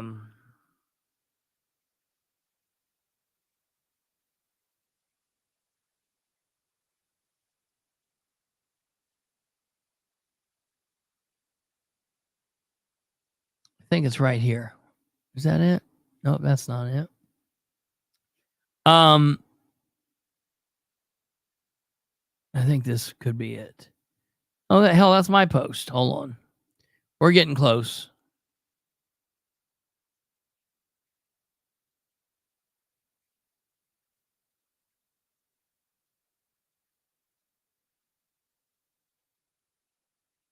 Okay.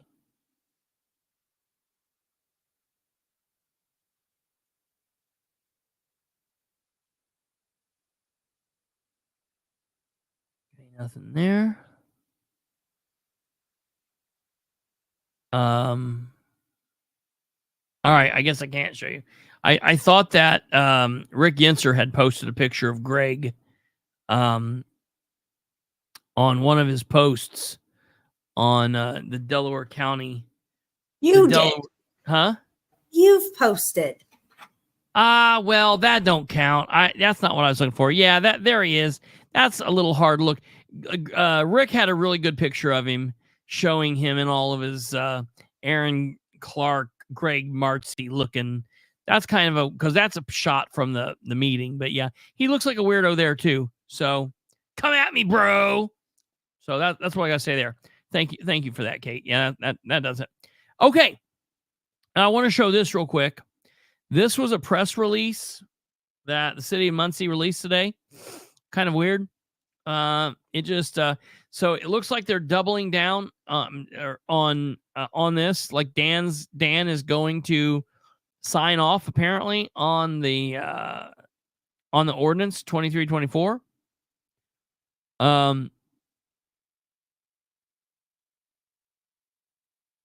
Very, very strange. Very, very strange. They cover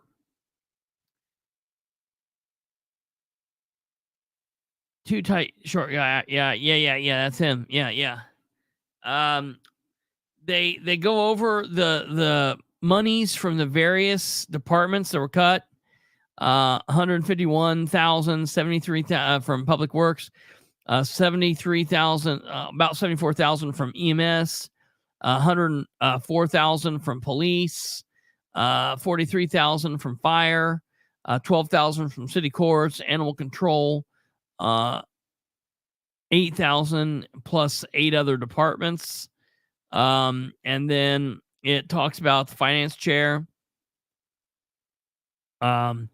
sending emails to controller Craig Wright. And then it continues to talk about how good and honorable and wonderful like all of these three, Richard Ivey, Matt Wegley, and Amber Green are. Okay. Yeah, all right. That's cool. This was just kind of a weird thing. So that's that.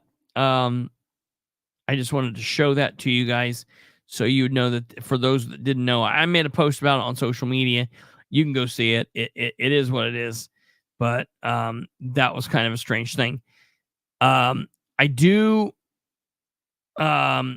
Also, really quickly here, want to show Stumblefoot's encounter. So give me a second here as I get that set. So okay, I think is this where you had it? Let me see here. Stumblefoot, you sent the full thing. You commented the full thing somewhere under a post or something of mine. I'm trying to look for it. Or maybe you sent it to me in the comments. You might have sent it to me in the comments. So I'll go there right now.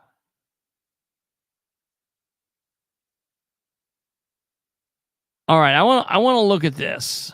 I watched this before we went live,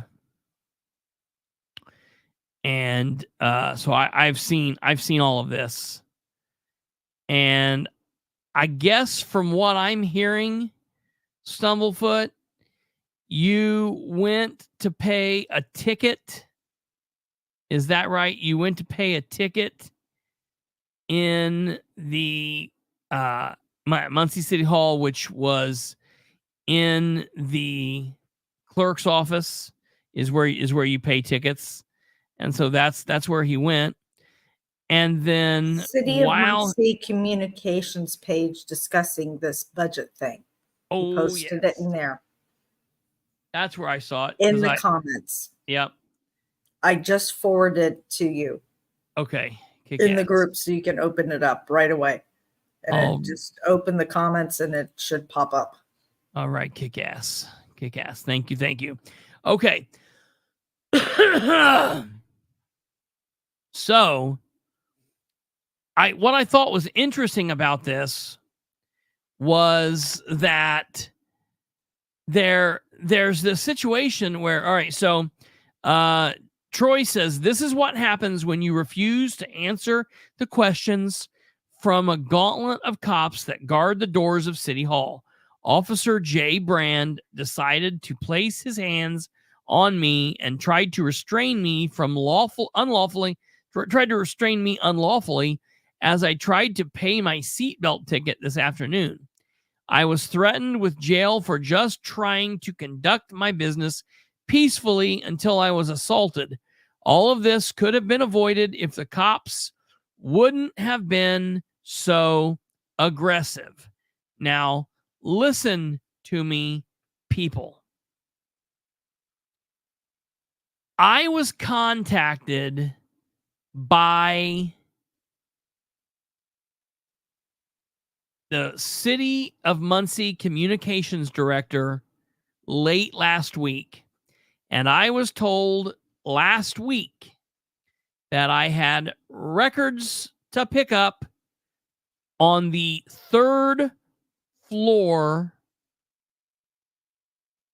of the building. Okay? They've changed this. Used to, when you would pick up records, you would pick up records on the 2nd floor. Okay? The 2nd floor is where the HR director was. Amber's office is on the 3rd floor in the mayor's office. When I heard that, I was like, oh boy, they're going to give me all kinds of fits about trying to get onto the 3rd floor. Now, let me tell you something about this, folks. The Muncie City Hall is like any other building, any other government building. There's offices that people need to get to on all of the floors. The first level you walk into, there's the clerk's office, the Muncie Police Records, the Sanitary District office, the City Court Judges, like a little office, and the City Council chambers. And there's lots of business to be had and lots of business to do on that first floor. You then walk upstairs to the second level, and you've got the HR department. You've got the Muncie City Police Chief's office. So if you wanted to talk to the police chief or send in a complaint or whatever. Also, Muncie Police CID, Criminal Investigations Division, is up there. If you want to go up there and talk to a detective, if you want to go up there and report a crime to an investigator, give them a tip, you know, if they call you, that's where it is. Also, Victims Advocate is on that floor. So God forbid you're, you know, a man or a woman going through a divorce and your partner is aggressive and you want to go get a restraining order, or you've been through a crime and you need Victims Advocate. You know, there's a lot of things that you need to be on that second floor for. The third floor of the building is the mayor's office, the community development, the building commissioner, and a lot of other offices. And there would be justified reason for citizens to visit all three floors.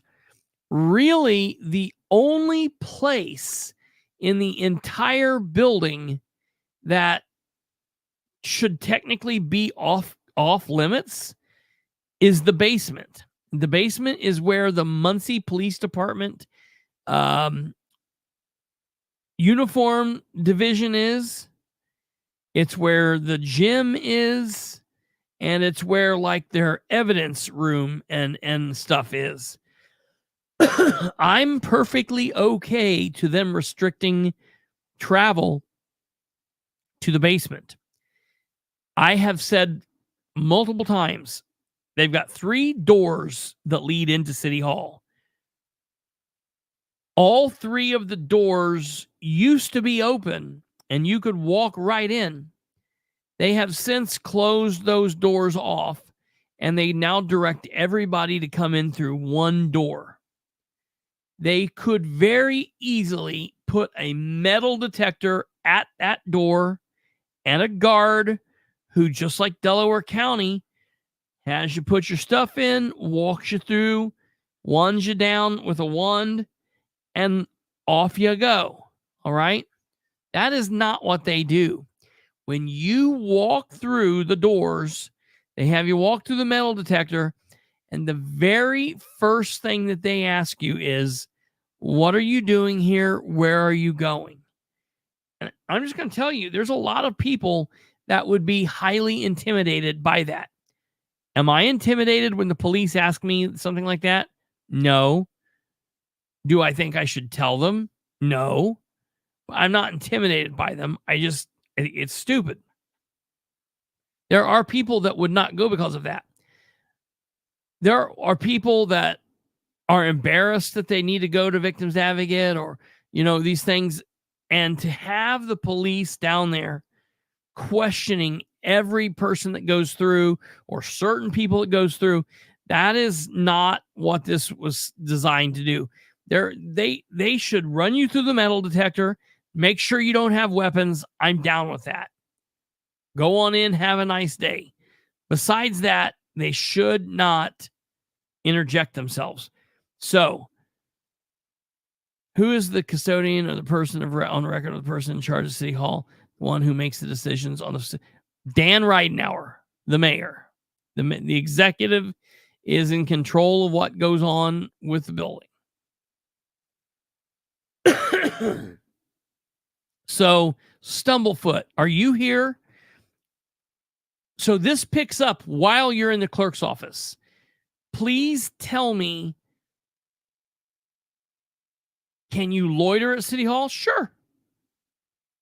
You shouldn't not be. I mean, there's no reason why you can't, why you couldn't. There's no reason. There's people that go and stand outside there all day, or you could do that. There's no reason they shouldn't be able to tell you can't do that. That would be crazy.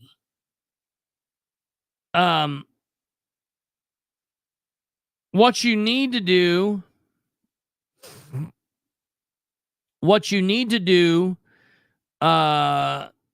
we need to request that, because they've got security cameras there.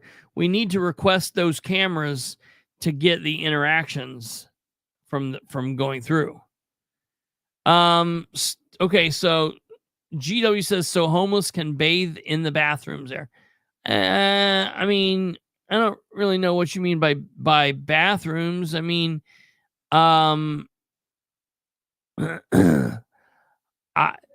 it to you this way. Yeah, the homeless used to be able to go in and use the bathroom there. I don't know if they would still let them, but they used to be able to. And they say that in the extreme hot, it's considered a cooling station for the homeless, or for people that don't have ways to cool themselves. In the extreme cold, it's considered a heating station. So, I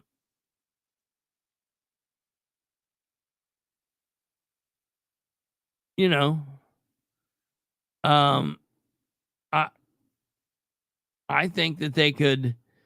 I think that they, I mean, I would also see them like asking, like, what are you doing? And probably trying to make a stink out of it. But I guess it just depends. I guess it just depends. Here's my thing. If it's a public building and it's open, they got to let people in it. To me, they can't stop people from being in there during public hours. And that's the way it is. I don't believe that they should. I mean, I went in to go get records. I was called up there. I didn't just show up. I was text and said, hey, your records are up here. Yada, yada, yada. I went up there. I walked through and there's one police officer there. And I've had run-ins with him in the past for this very reason. He says, how can I help you? I said, I'm here to pick up records. And he was like, okay, from where? Which I don't think is appropriate, but I'll play for a minute. I said, the 3rd floor, to which he says, there's nobody up there. There's nobody on the 3rd floor. The entire 3rd floor is empty. Everybody's gone. No one's in the building commissioner's office. Nobody's in community development. What? So he has to call. He calls Shireen. He says, do you have records for Mr. Kristopher Bilbrey? Shireen says, I don't have records for Kristopher Bilbrey. I said, no, she wouldn't. They're on Stephanie's desk, which is what Amber told me in the email. He was like, oh, he's saying they're on Stephanie's desk. Shireen says, oh, she's not here right now. If he would have turned me away, I would have been incensed. I would have been out of my mind. I said, Amber's up there, and I need my records. So he's like, oh, okay. So then he finally let me up. So I can understand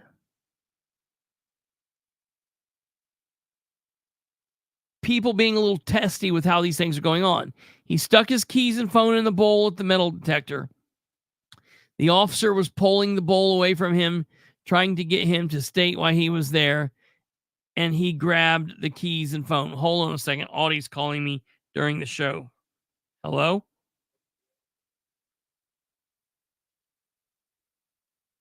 Okay.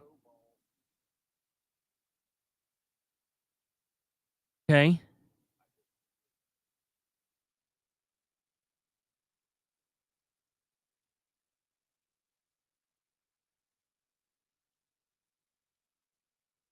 Okay. Okay.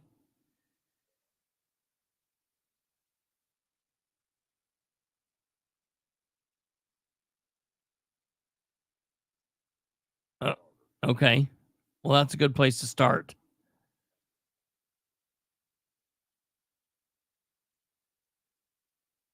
Yeah.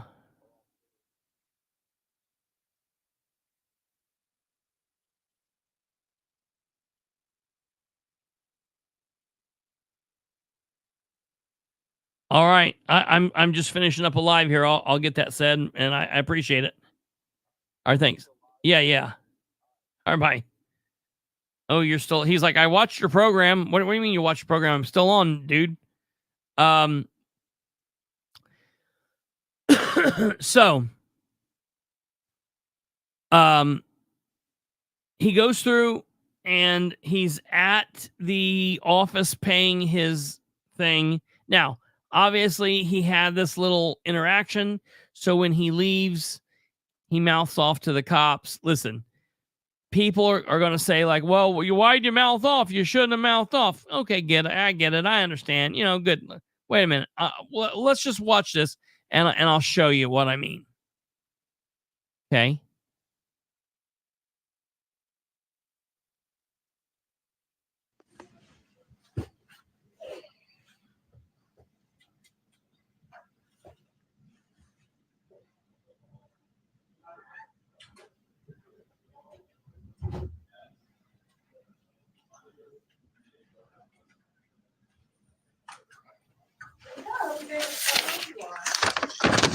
Hey, how are you, Clay? He paid. Now he's walking out.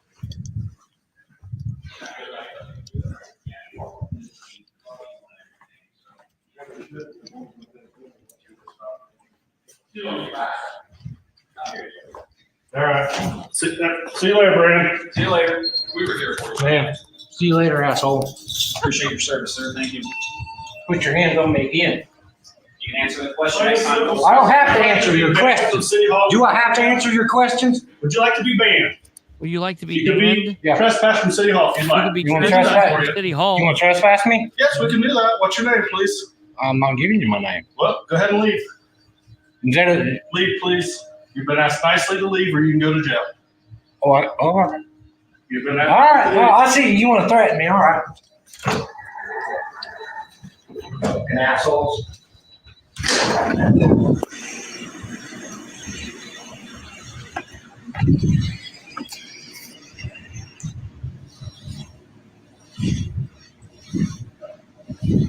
Yeah.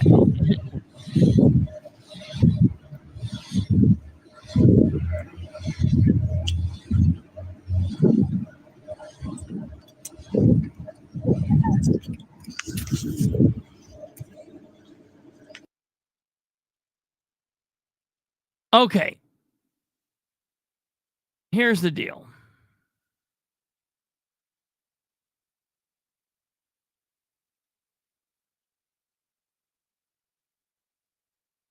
There is a cop that replied to this. There is a police officer that replied somewhere to this. I can't find it where they posted, but somewhere a police officer that I've always been pretty good friends with said, well, what do you expect when you call them names? Now, wait a minute.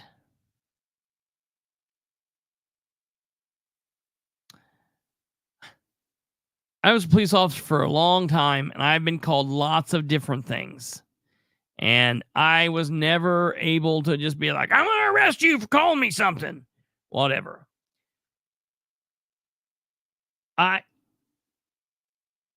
They should, this is one of those things, okay?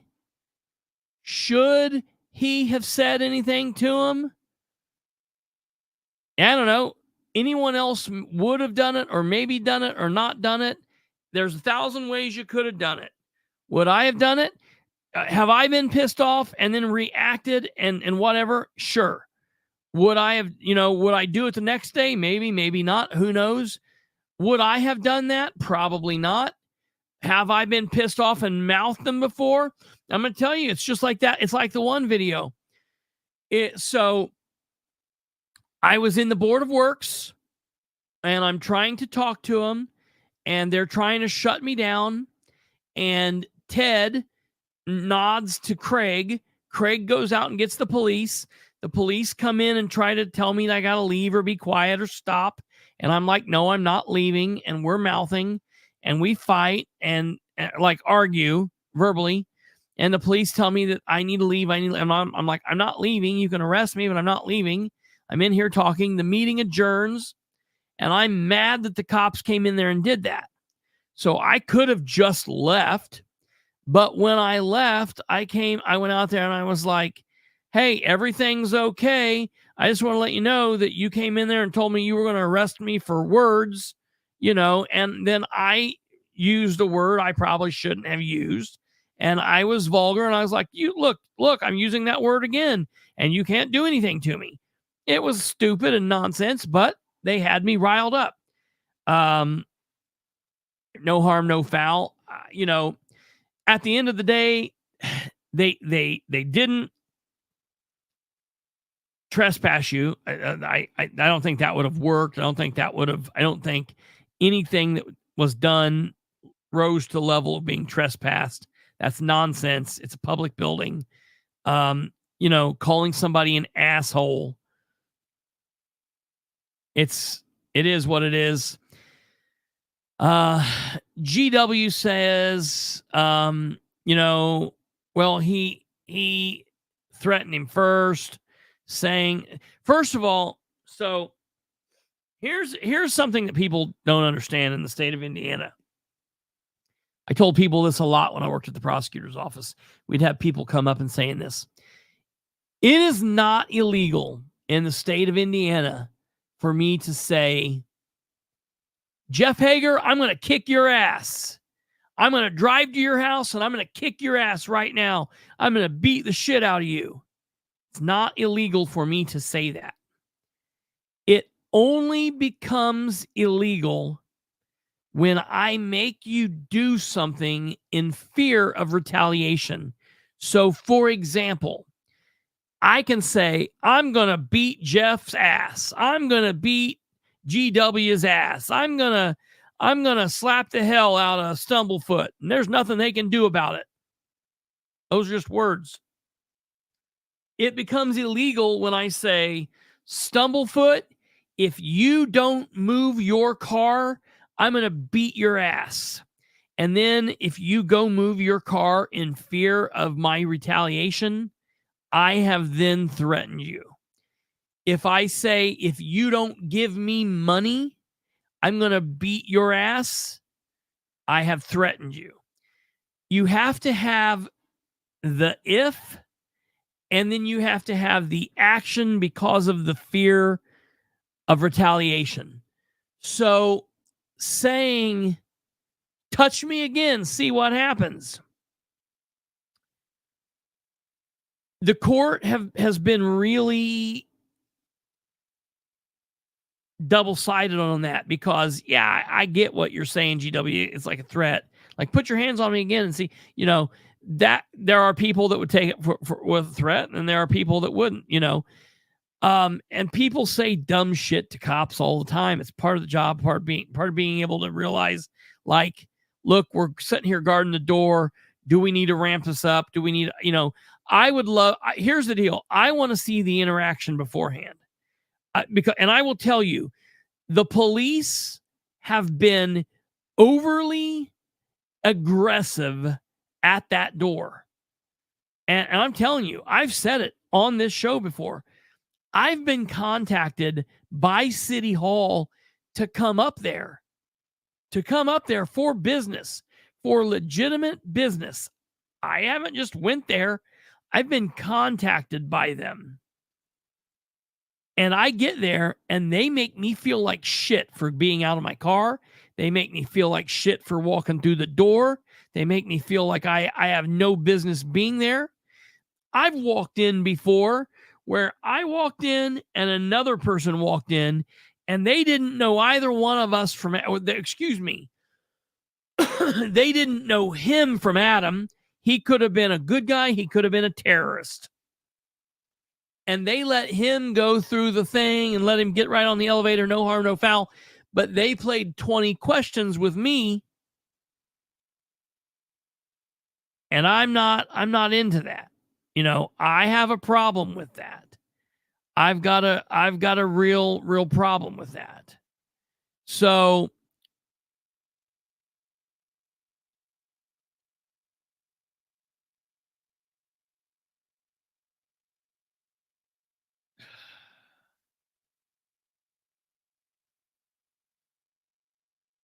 do I see or do I think that they were being overly aggressive at the door? Do I think that the video will show when he went through they were overly aggressive? I've got no reason to believe that it wouldn't do that. I think it would absolutely be that way. I think it would absolutely be that way because that's just how they are. Do I find fault with what Stumblefoot did in saying, see, here's the thing. I don't have a problem with saying, see you later, asshole.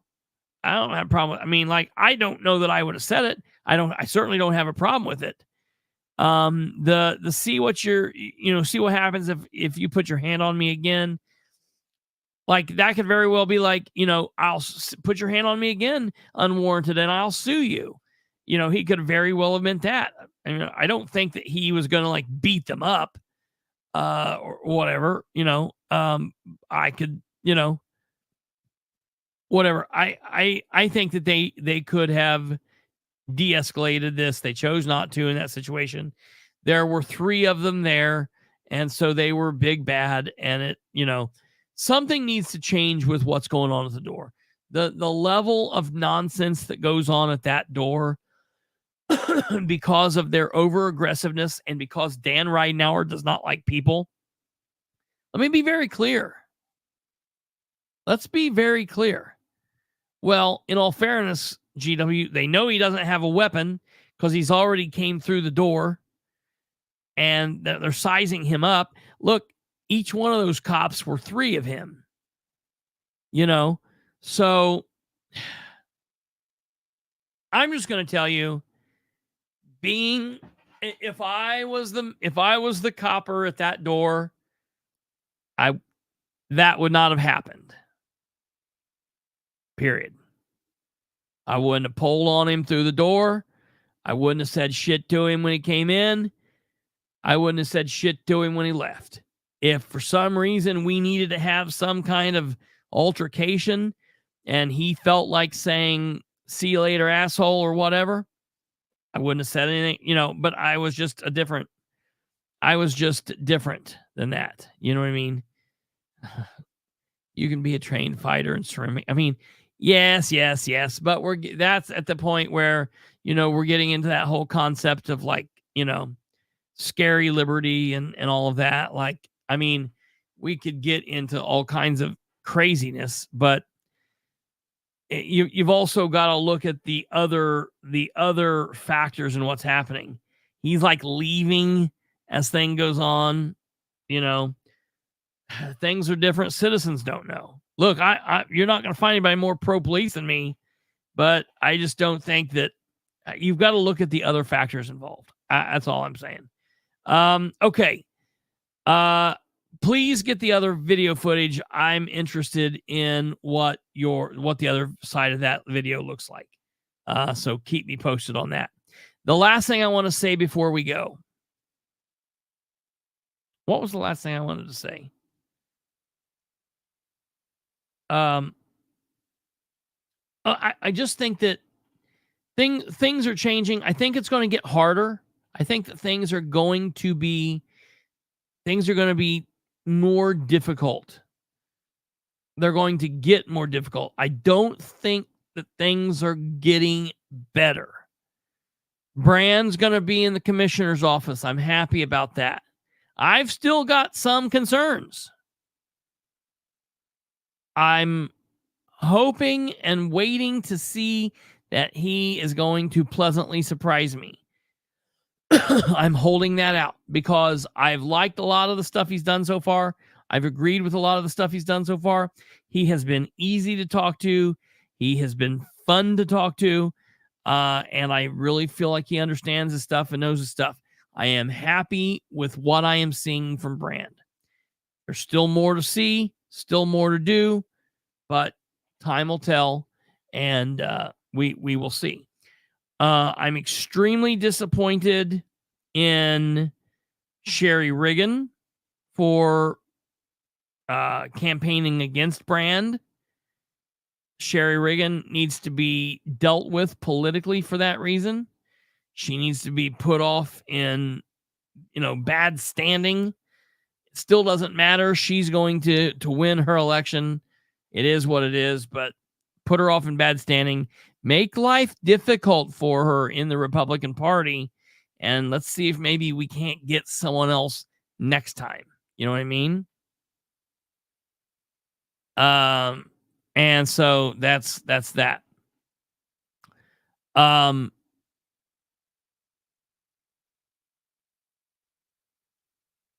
There was one more thing right at the top. There was two more things. The county.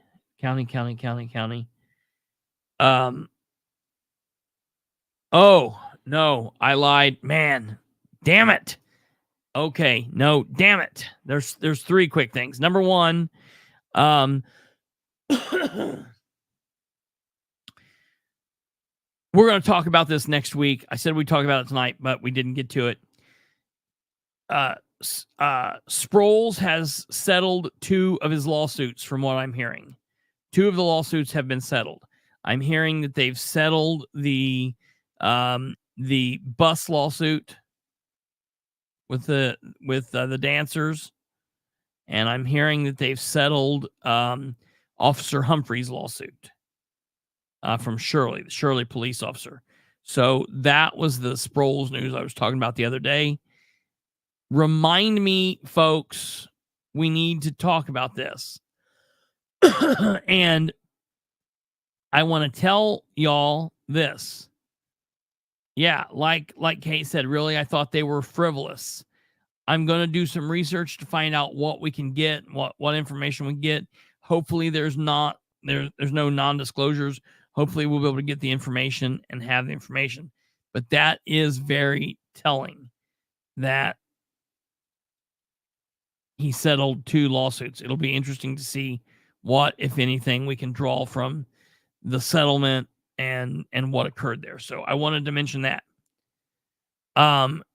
Number two, that's a lie. Audie, you're an idiot. Number 2, damn. Number 2, I wanted to say this. While perusing some things the other day, I was looking through my case, and I was looking up a couple different things, and I want to show you guys something. And understand, I'm just teasing this out for some future shows, giving you guys stuff to understand what to look for. But I'm trying to get this stuff on the record, and then we can talk about it. Okay. So the other day, I was looking for a couple different things on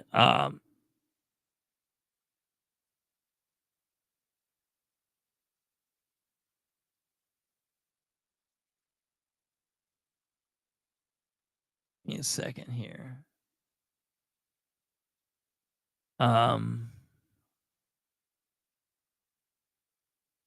Oops, I don't think that's right.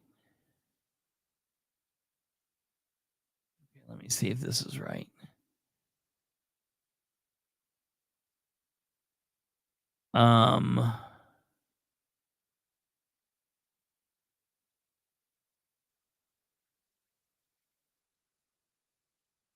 Okay. Kate, can you see really briefly if you can find that red flag law in my case? Didn't you look at it last night?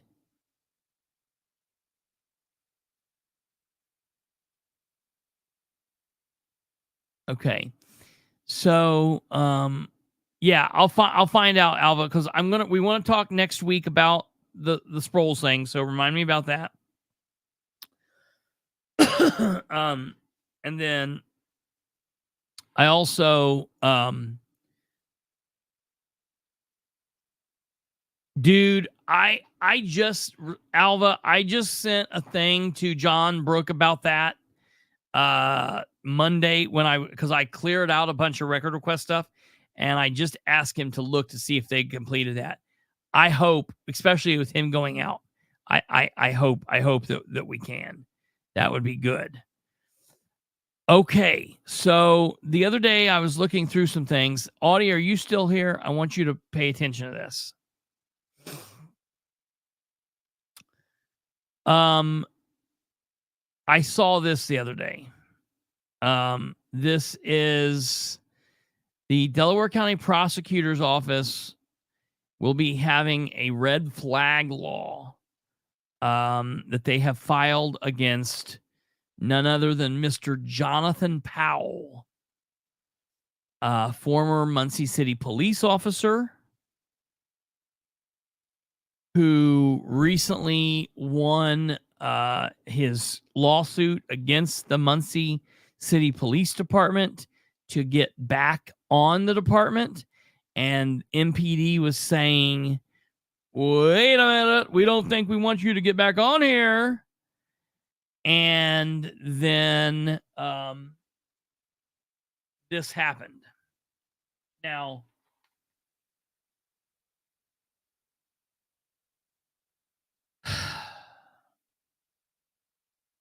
I have to be honest with you. This is not political to me. This issue, I found this, I stumbled on it quite by accident. I was looking up to see some things, and I've got, it's just a really strange way this came about.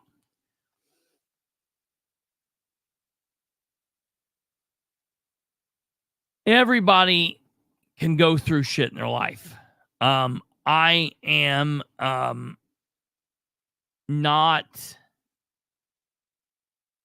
Red flag law is that. Red flag law is when they can go get your guns. They can take your guns for, say, mental health reasons or drug reasons, and it's very controversial. It's a thing that we don't like, and I'm not in favor of red flag laws. I say if he's done something, charge him with a crime, and that happens. I don't like the fact of whatever. Now, I don't know how I'm going to cover this because this involves things related to mental health. And it's not really political. I'm doing some digging on this. I just want to let you know there's something going on here. And for as horrible as the red flag laws are, and I am not a fan, I will tell you, it'll be interesting to see if there's anything here. Yeah, right, Alva. So I'm waiting on some more records. So just look at look this case up if you want. See what's going on. There's more stuff here. I'm digging, and I'll keep you posted on what we do with this. But I do want to say this. Number one,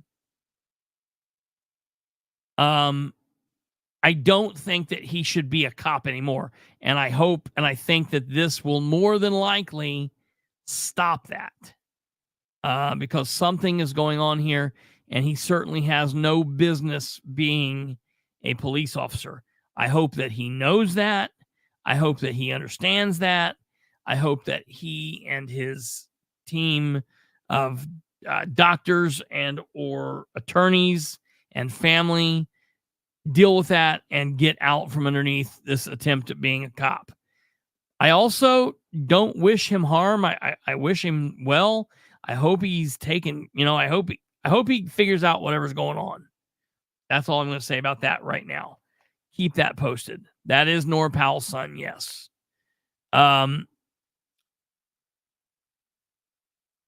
Well, here's the thing. Yeah, I'm not happy with red flag laws, and I can talk about this and say I don't like the red flag laws. I don't like the red flag laws here. I don't like the red flag laws here, even in this case. I don't like the red flag laws. So, I do not like red flag laws, period. I think they are unconstitutional. That doesn't mean that things that aren't unconstitutional can't make sense, and we can't say, well, it makes sense, but it's still not right. It's still not right. So, I'm not, I just don't like the use of the red flag laws. I think there are ways to deal with Mr. Powell another way. So there's some things going on here. I'll have to decide how we look at that moving forward. But I do want to let you guys know that. And then absolutely, GW. That's exactly right. That is exactly right. And then the very last thing is, I don't know why it keeps leaving my mind. Powell's son, red flag laws,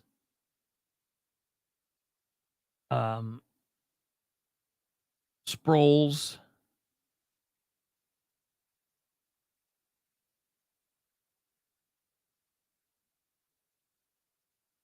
Well, that's it. I think that's it. I'm waiting on another piece of record requests from that. Oh. Westdell. I should have all of the records for Westdell by early next week. Early next week. I should have that. So I will keep you guys posted on that. And we'll be doing another story on that. So, all right, we will figure this out. We'll go from there. And I appreciate you guys for watching.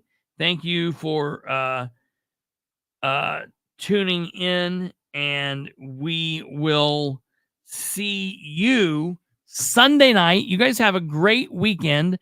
Have a wonderful, wonderful, wonderful weekend. Before you leave, please make sure to tickle your little fingers across the string and vote for us by clicking that like button, because you can't go wrong with Bilbrey and a song. All right, you guys have a great weekend. God bless each and every one of you. We will see you Sunday at 9 p.m. Have a great weekend. Good night, goodbye, and peace.